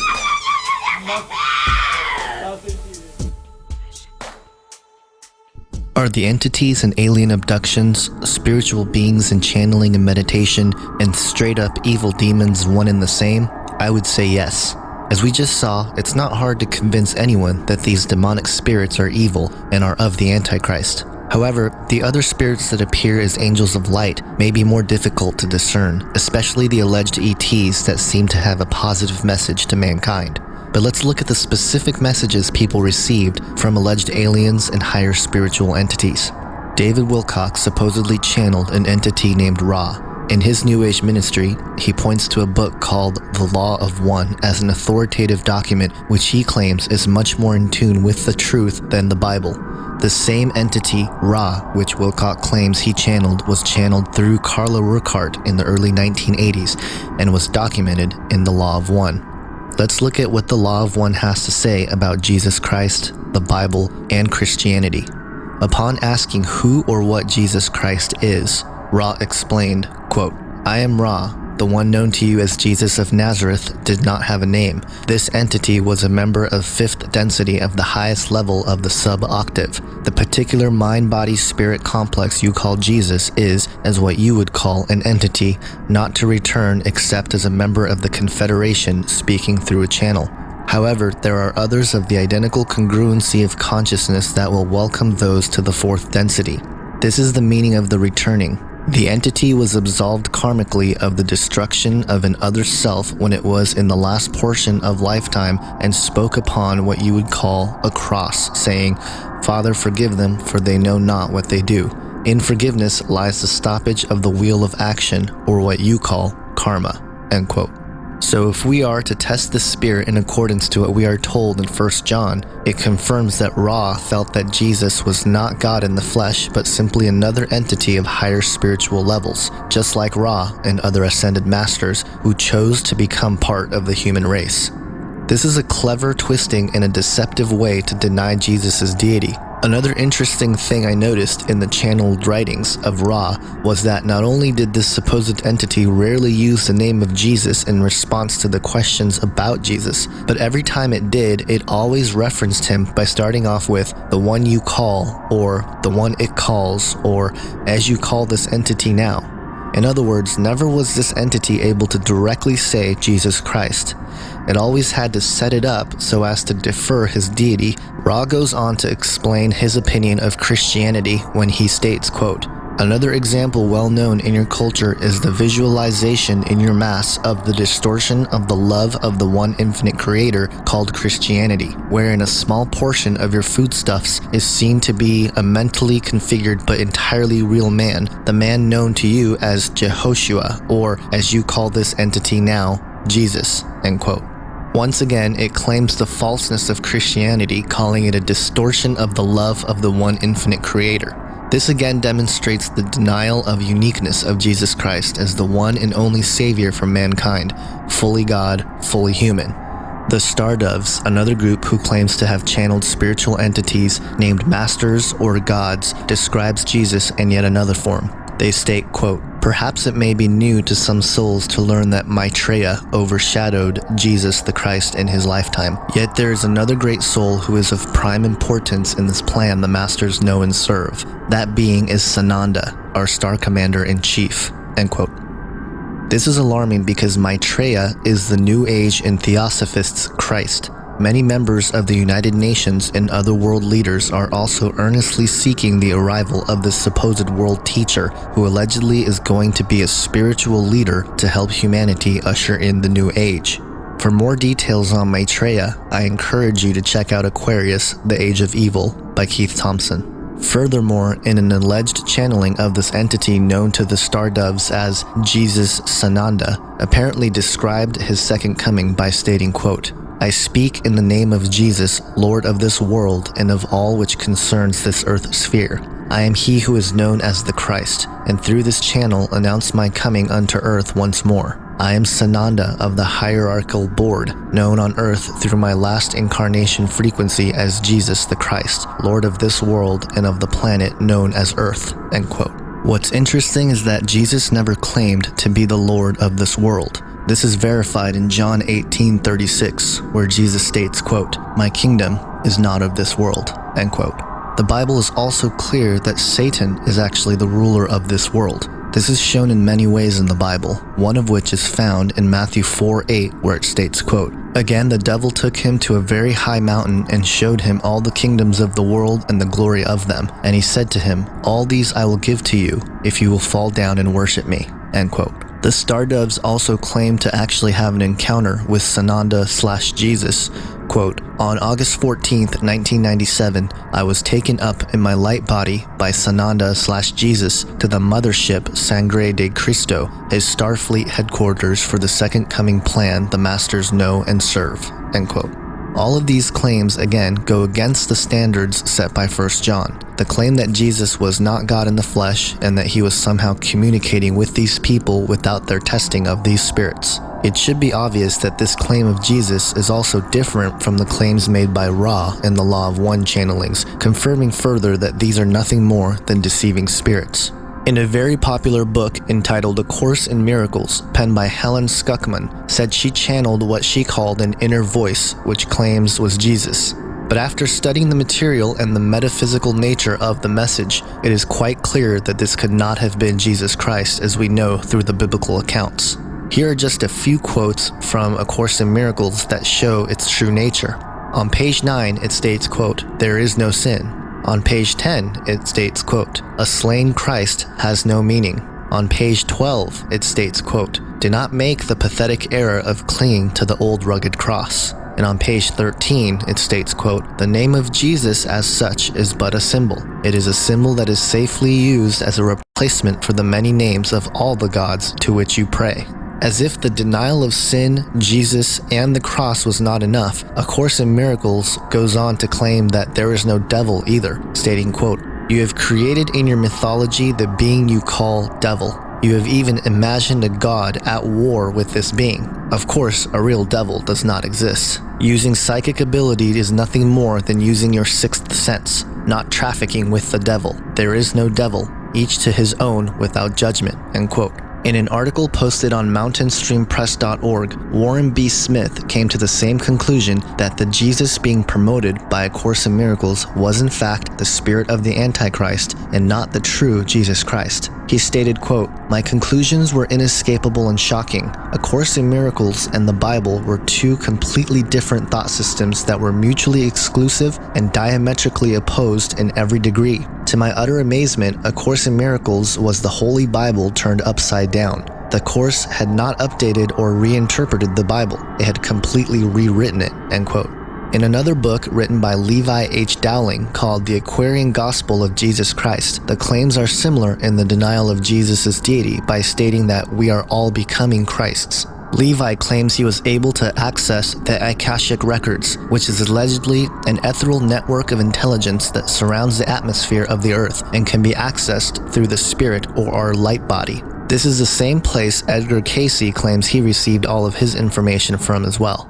In this account, Jesus is not so much denied, but again, painted as a mystical master who had special abilities who simply came to show mankind how to live and become Christs ourselves. Here's a list of claims made by the book as summarized on Wikipedia. Number 1. Jesus puts on the role of the Christ but is not automatically Christ by nature. By making himself through effort and prayer a fit vessel, Jesus enabled the Christ to dwell within him. Christ is therefore used as a term for a perfect human being that Jesus exemplified, a human being that has been christened, anointed, and therefore made holy.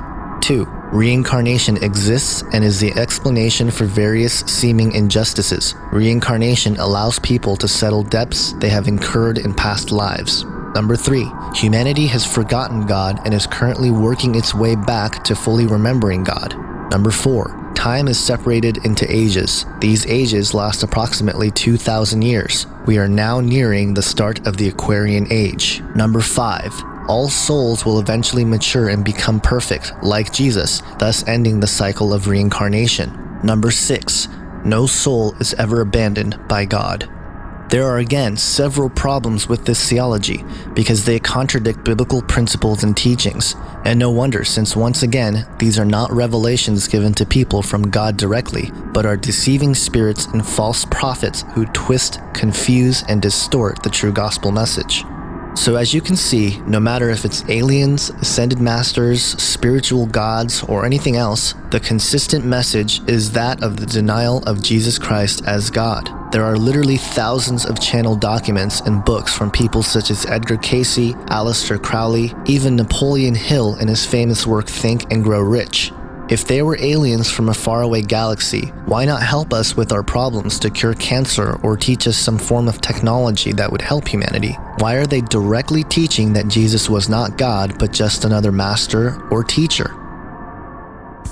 You'll find that as many people that say that Jesus wasn't really, who he said he wasn't all this stuff, it's predicated on the idea that the Bible isn't an accurate description of what really happened. That always has to go in tandem with that, because anybody that's read the Bible and understands the Bible can make clear cases that Jesus did in fact know exactly what he was doing and exactly what he was saying. That's why the Muslims have to say that the Bible is corrupted. And so the first thing I would ask people is, what do you know? What proof do you have that the Bible was corrupted? Because as I've said before, it would be so easy to prove if it was, because there are more copies for the Bible, the New Testament, than there are for any ancient text in the history of the world. You know, bar none. And they are extremely scrutinized by people that both hate the Bible and people that love the Bible. So if the Bible had been changed, all the Muslim or anybody else would have to do is to say, you know, here's where the Bible said one thing, and then here these other ones say a completely different thing. All the ones after this said something different about what Jesus said on a particular issue about his deity or whatever else. But nobody can prove it. And the problem is that it would be so easy to prove, because we have documents going back from the very beginning to now. Jesus never came out and said, hey, guess what, guys, I'm God. But he didn't do it for a specific reason. Now, he did actually end up doing that, and that's why they killed him, for blasphemy. You have to realize that that's why they wanted to kill him. A lot of times in the Bible when it says, and after that the Pharisees seek to kill him, if you read what that was, it was because they realized what he was saying. They would say things like, when he said he could forgive sins, they would say, this is blasphemy. Who can forgive sins but God alone? And I got to agree with the Pharisees on that. That's absolutely true. If I came to your house and I said, hey, you know what? I just showed up. My name's Chris. I just wanted to let you guys know that I forgive you for that fight you had this morning, you know, or whatever. I forgive you for being mean to your cousin or your brother. And you would look at me and be like, who are you and what does this concern you?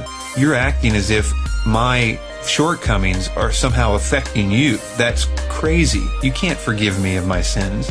And so that is a big part of that. And he said that quite often. He said that in many different contexts. And the Pharisees do say to us, who can do that but God alone?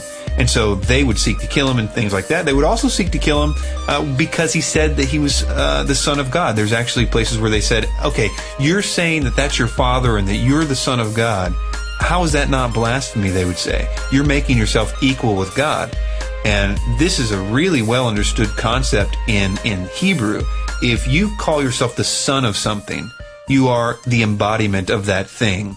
Begat of something, if you are begotten of something, you are that thing. For instance, a cat begats another cat. If I have a child, that child is just as much a human as I am. We're equally the same amounts of human. And so for that reason, if God begots a son, it's just as much God. It's not any less than God. So that was a massive claim to say that, especially in the context in which he said it.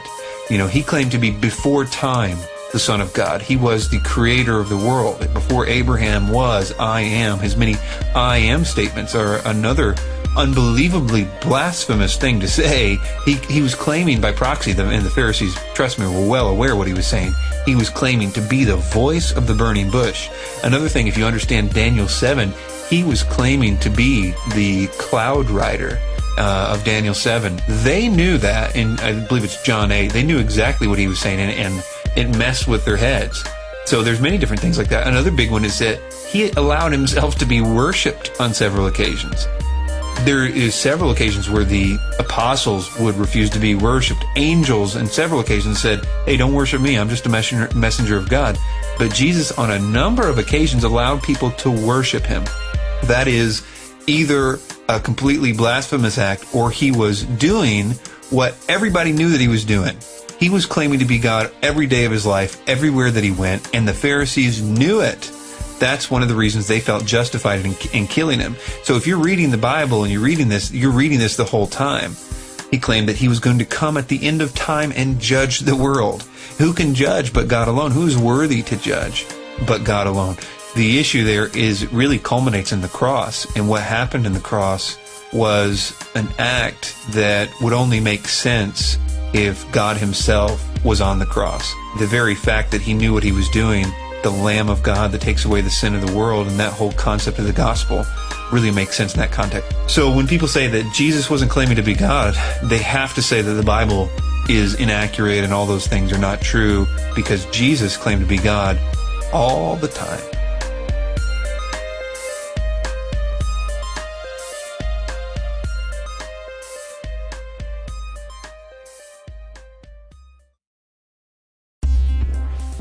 Both the New Age movement and the New World Order are about a coming evolution of mankind, the instant upgrade of humanity into higher spiritual beings, ending religious differences, a golden age where we all attain Christ consciousness, the beginning of a new civilization of mankind. The elite believe that they are the only ones that will attain this utopia, and the rest of mankind are mere cattle in the way of this goal. The New Agers believe that all mankind can attain this utopia if only they follow these esoteric spiritual teachings. In either case, the deception is called out by biblical prophecy. Throughout the centuries, theologians, scholars, Bible students, and even average people have claimed that the end of the world was upon us. Most recently were the claims made by Harold Camping that the end of the world was going to be on May 22nd of 2011. Furthermore, rulers, kings, and political leaders have been falsely labeled as the Antichrist ever since the time of Jesus. Because of these false claims and failed predictions, the urgency of prophecy has become obscure and largely tossed aside in recent years. But there are other prophetic texts which come from the esoteric authors and writers who claim to channel entities that both the New Age and the New World Order seem to be basing their agenda off of. We looked at some of this earlier, but I would like to focus on one particular author, Alice Bailey. Most New Age philosophies, as well as the New World Order agenda, can be traced back to the channeled writings of Alice Bailey. Her ascended master, Dejwa Kul, on many accounts, gave the blueprint for the New World Order and the New Age to Bailey. Alice Bailey, especially in her book, The Reappearance of the Christ, had another prerequisite or series of prerequisites, but a lot of them had to do with the idea that there needed to already be a world government in place. In fact, one of her quotes is, quote, "First of all, he will come to a world which is essentially one world. His reappearance and his consequent work cannot be confined to one small locality or domain unheard of by the great majority, as was the case when he was here before." And she talks specifically in that book about how it's going to be accomplished through the hierarchy, the spiritual beings working with government, organizations, particularly the United Nations. So she has a twofold vision that it's going to basically be a world that is already ready for him in terms of a world government.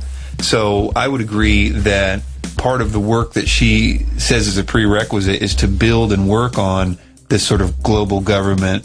And that is why they're striving so hard for it, is because they believe they have to sort of build the throne for the world teacher kind of thing before he'll show up.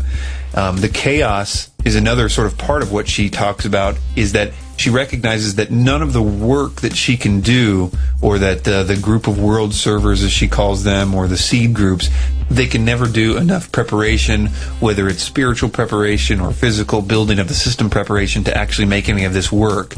Consistently throughout the book, The Reappearance of the Christ, she talks about how he will inaugurate the world religion. He will essentially provide the fuel, the power to actually cause the world to believe in a world religion. So I think that a lot of times what she talks about, the chaos that's necessary, is sort of a twofold chaos. One that is necessary for people to agree to a solid world government, to unify the existing system, the fractaled system, but then also to empower through some sort of paradigm shift, some spiritual chaos, the world religion, because there has to be some great spiritual chaos in order to get everybody in the world on board with a new religion, especially a religion that is focused on one particular man. There has to be something major. Dejwa Kul, through Alice Bailey, is not shy about letting the reader know that Christianity is the one big hurdle in the way to create the New Age suitable for the appearance of the world teacher. She states in The Reappearance of the Christ, quote, "The work and the teaching of the Christ will be hard for the Christian world to accept, though easier of assimilation in the East. Nevertheless, some hard blow or some difficult presentation of the truth is badly needed if the Christian world is to be awakened, and if Christian people are to recognize their place within a worldwide divine revelation and see Christ as representing all the faiths and taking his rightful place as world teacher. He is the world teacher and not a Christian teacher. He himself told us that he had other folds, and to them he was meant as much as he has meant to the Orthodox Christian. They may not call him Christ, but they have their own name for him and follow him as truly and faithfully as their Western brethren, end quote. This idea is further confirmed when Bailey states, quote, "There are two major factors which condition the present opportunity. These can be regarded as so completely hindering that unless they are removed, there will be a long delay before Christ can return. They are, number one, the inertia of the average Christian or spiritually minded man in every country, Eastern or Western. Number two, the lack of money for the work of preparation," end quote. Bailey also goes on to say how there must be a chaos before the unification of government and religion, and the subsequent appearance of the quote-unquote Christ, stating, quote, "They come in times of crisis. They frequently create crisis in order to bring to an end the old and the undesirable and make way for new and more suitable forms for the evolving life of God immanent in nature. They come when evil is rampant. For this reason, if for no other, an avatar may be looked for today. The necessary stage is set for the reappearance of the Christ," end quote. If you're a conspiracy theorist like I am, the chaos, wars, and massive deaths being perpetrated by the elite is on purpose. But it's not simply to try to destroy humanity. It is a diabolical plan to, again, create a climate where people cry for peace and desire for a new system. This is precisely how the New Age movement is helping usher in the real New World Order.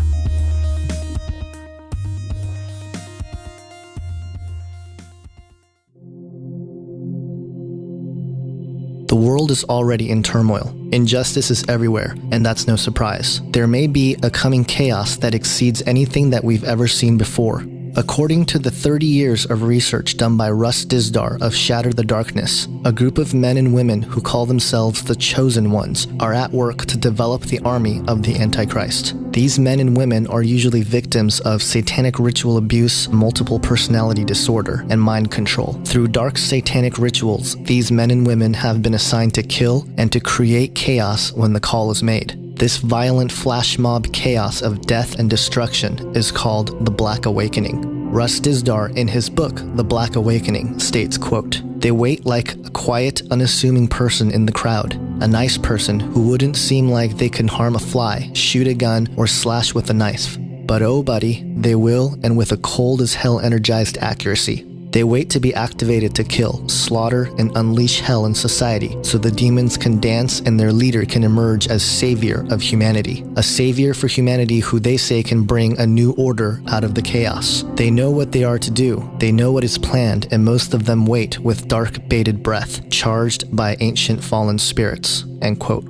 What is alarming is that we have already seen glimpses of this kind of mindless murdering and unexplained evil occurring all over the world. Russ Dizdar has theorized that many of these psychotic murderers are victims of satanic ritual abuse and fall into the several categories of Satanism and Luciferianism present in the dark shadows of our society. In a book entitled Programmed to Kill, David McGowan describes these soulless killers, stating, quote, "In a dark and ugly netherworld where violent crimes and covert operations collide, there appear to be two general categories into which a large majority of those we label serial killers can be sorted: controlled assassins and controlled patsies," end quote. Russ Dizdar has come face to face with these demon-possessed personalities and calls them satanic super soldiers. The trauma-based mind control experiments, which began in Nazi concentration camps in World War II, are beginning to surface today.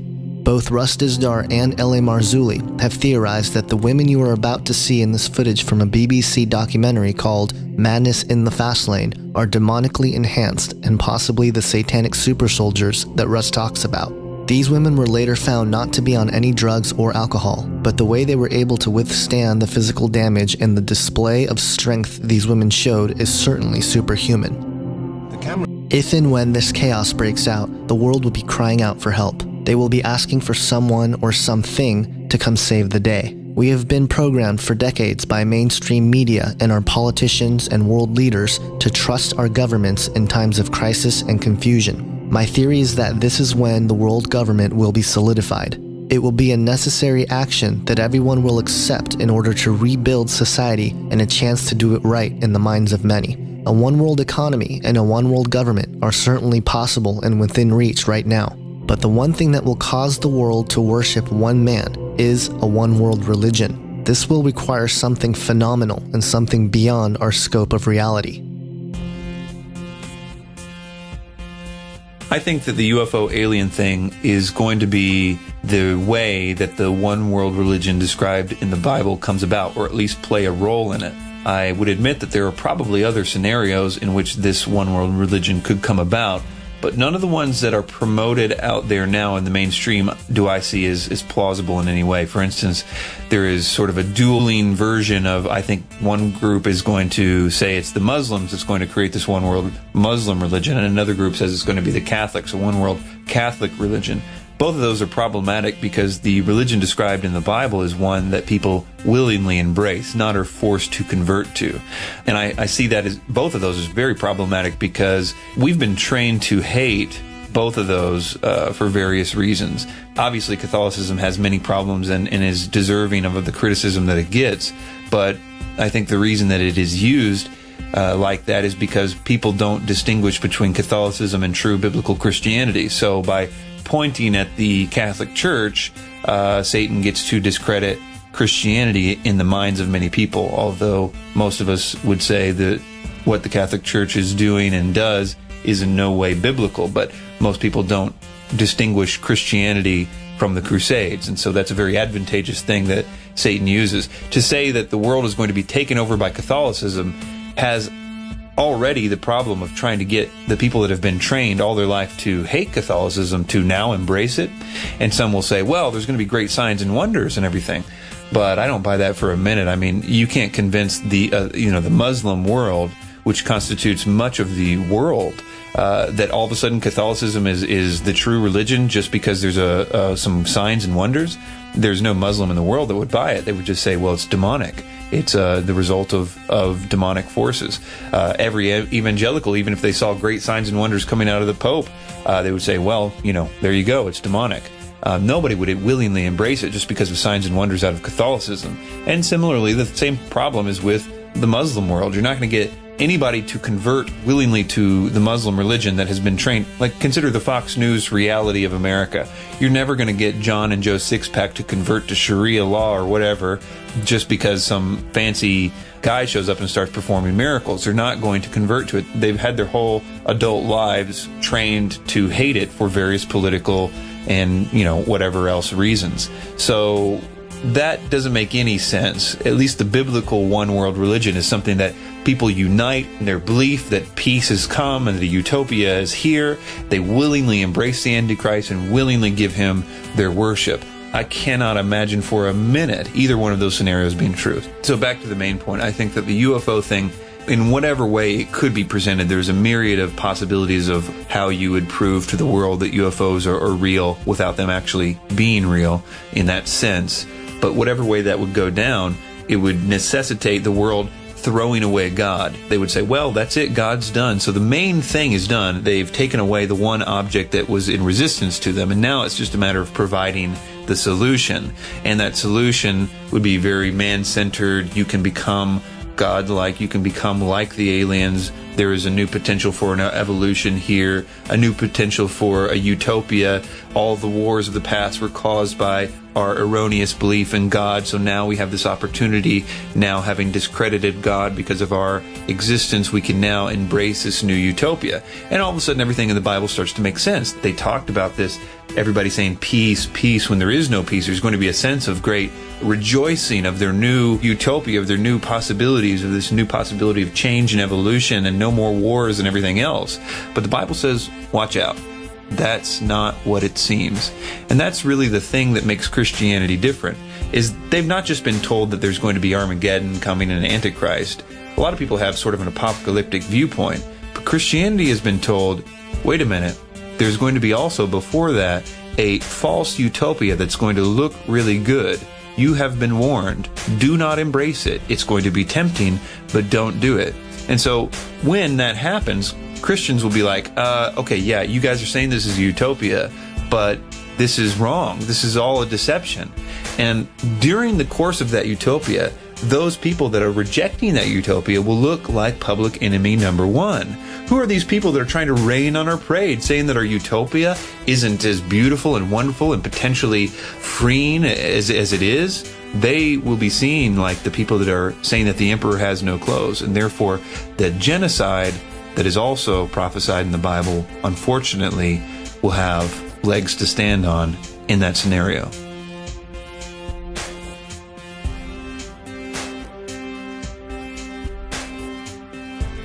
So ultimately, Satan, the fallen cherub, is the culprit behind the work of the New World Order in all of its facets. The entities which directly guide humanity into working for Satan's cause are the fallen angels. Dr. Michael Heiser, an ancient language scholar, has written extensively on the divine council. They are the sons of God mentioned in Genesis 6, the angels that sinned mentioned in 2 Peter and Jude. They are the lowercase g gods who have had legal authority over various parts of the earth since antiquity.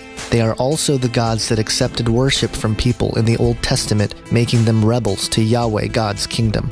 It is my firm belief that they are the aliens, ascended masters, and other spiritual entities deceiving mankind into creating Satan's kingdom on earth. Whether they manifest with bodies or are simply spiritual beings, I don't know. But the reality is that I don't think anyone would willingly work for Satan if they knew what they were getting themselves into.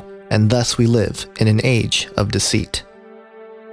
You need to understand that there are these divine beings out there that were part of the heavenly council that are extremely powerful, and that some of these beings have fallen. Because what that psalm is talking about, if you read the whole Psalm 82, is that they are oppressing the poor. They are not judging rightly among the poor. Yahweh gave these celestial beings authority over certain parts of humanity, and they were abusing their people. They were allowing the poor to be victimized. And so he's saying unto them that, even though thou art gods, you will fall like the princes and die like men. And again, the wages of sin is what? Death. So even these beings can die.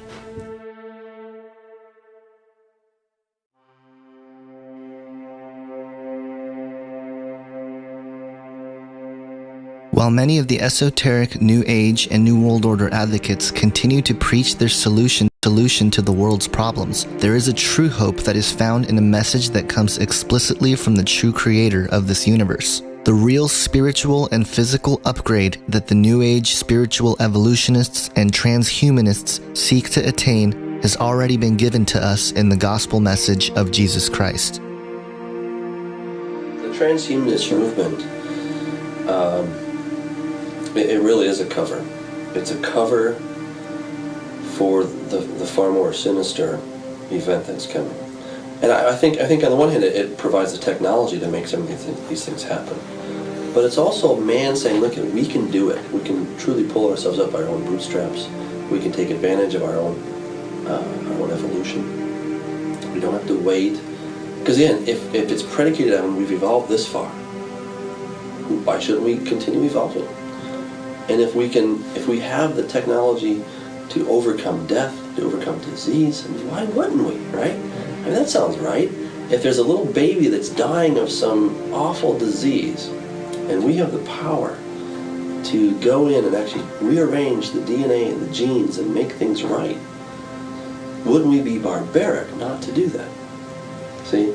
So this becomes sort of the heartthrob that we like, oh, we better do this, right? Right. And, I think there probably are some decent things that could be done. Like anything, any kind of technology, there's always room for good. Right. But I really think that we're getting into an area that we should not play with. Because we're now rearranging the Legos that God created. Right. And he's like, don't rearrange those. We're going into the source code. That's what we are. And if you think about DNA, what is it? It's source code, right? God made the source code. Through sin, the source code got kind of scrambled and mixed up a bit. Through the incarnation, the cross, and the resurrection, God has promised to restore our source code to how it ought to be, and probably even upgrade us a bit. Do you think that there was something genetically changed with mankind in the fall? Yeah, Genesis 3? Yeah, I do actually. Okay. It's fascinating that you ask that, because even evolutionists have pointed that there was some record of an event in the life of the original man. The record of the event actually did affect something, The event was the fall. Okay, and the fall. At the fall of man is when all of creation became corrupt as well, because everything came out of the earth or from man, right? So Eve, of course, came out of man. Man came out of the dirt itself, out of the dust. And there's this connection. In Hebrew, you see the word Adamah is talking about the soil or the land, and Adam, who comes out of that. So it's kind of like God takes all this dirt, he puts it together, he blows his spirit into man. And whatever happens to man, the condition of man will be the condition of the earth. So if man is good, the earth is good. If man is decayed and corrupted, the earth becomes corrupted. And Romans chapter 8 speaks about that the creation itself is groaning, right? Just eagerly waiting with this earnest expectation of the revelation of the sons of God.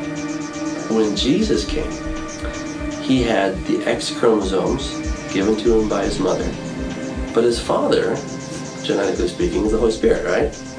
So the Holy Spirit provided X's and a Y chromosome, because the Y is passed from father to son.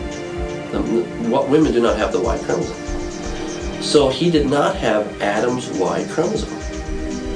So he got a new Y chromosome. And so Jesus becomes the second Adam. Right? Adam is the first, right. Jesus is the second Adam. And now to be part of God's kingdom, we have to be reborn. We have to have a new birth, become a new creation. We're going to be part of that second Adam. We're all born naturally as sons of the first Adam. Right. But we have to be born again as sons of the second Adam. Right? So, and I really think that all this is going to ultimately be realized in a new DNA package for us.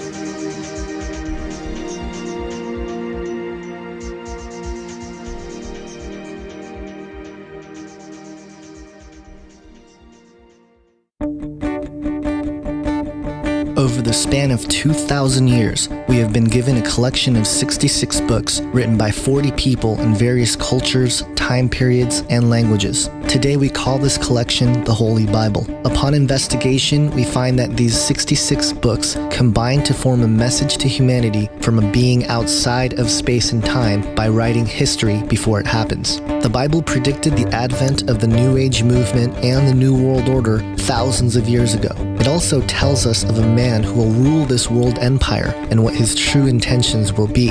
All of this has been in the works for thousands of years, and it all hinges on Satan's ability to deceive mankind. The Apostle Paul in the 1st century AD wrote several letters to early churches, which are now called the epistles. The far application of these letters are a clear warning for us today. It is a warning of impending deception that will influence the whole world. Paul warns us of this deception in Ephesians 5, where he states, "Let no one deceive you with empty words." Then in his first letter to the Corinthians, he again tells us, "Do not deceive yourselves. If any one of you thinks he is wise by the standards of this age, he should become a fool so that he may become wise." In a letter to the Romans, he describes those who willingly live in lies when he writes, "Their throats are open graves, their tongues practice deceit, the poison of vipers is on their lips. For such people are not serving our Lord Christ, but their own appetites. By smooth talk and flattery, they deceive the minds of naive people." In a letter to Timothy, Paul clearly describes the world we see today when he writes, "The Spirit clearly says that in later times some will abandon the faith and follow deceiving spirits and things taught by demons." In the second letter to the Thessalonians, Paul describes the New World Order and the Antichrist when he wrote, "Don't let anyone deceive you in any way, for that day will not come until the rebellion occurs and the man of lawlessness is revealed, the man doomed to destruction. Don't you remember that when I was with you, I used to tell you these things, and now you know what is holding him back, so that he may be revealed at the proper time. For the secret power of lawlessness is already at work, but the one who now holds it back will will continue to do so till he is taken out of the way.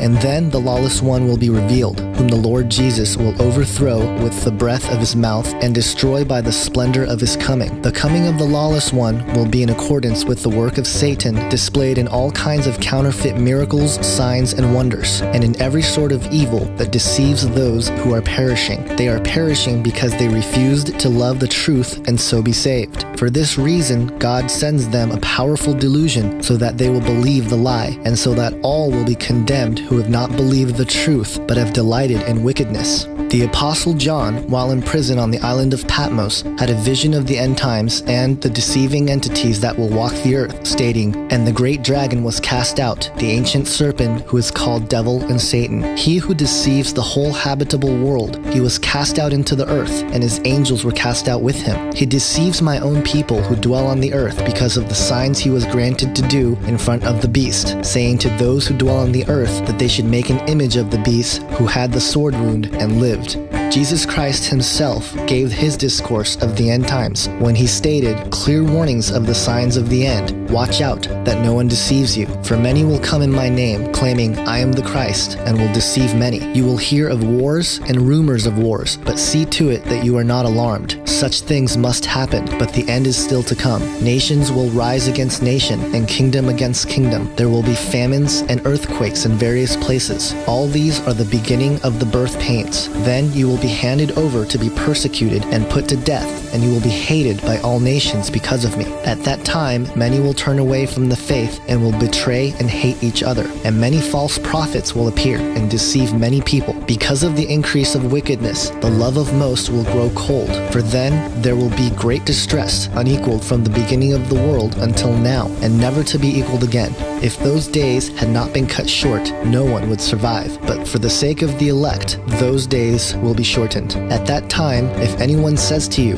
"Look, here is the Christ," or "There he is," do not believe it, for false Christs and false prophets will appear and perform great signs and miracles to deceive even the elect, if that were possible. See, I have told you ahead of time. Jesus Christ died for the sins of all mankind. That means he died for the New Agers, the Freemasons, those in the Illuminati, the world elite, the Luciferians, the Satanists, and even me and you. God himself, taking on humanity, has given mankind a free gift of salvation and of true spiritual freedom.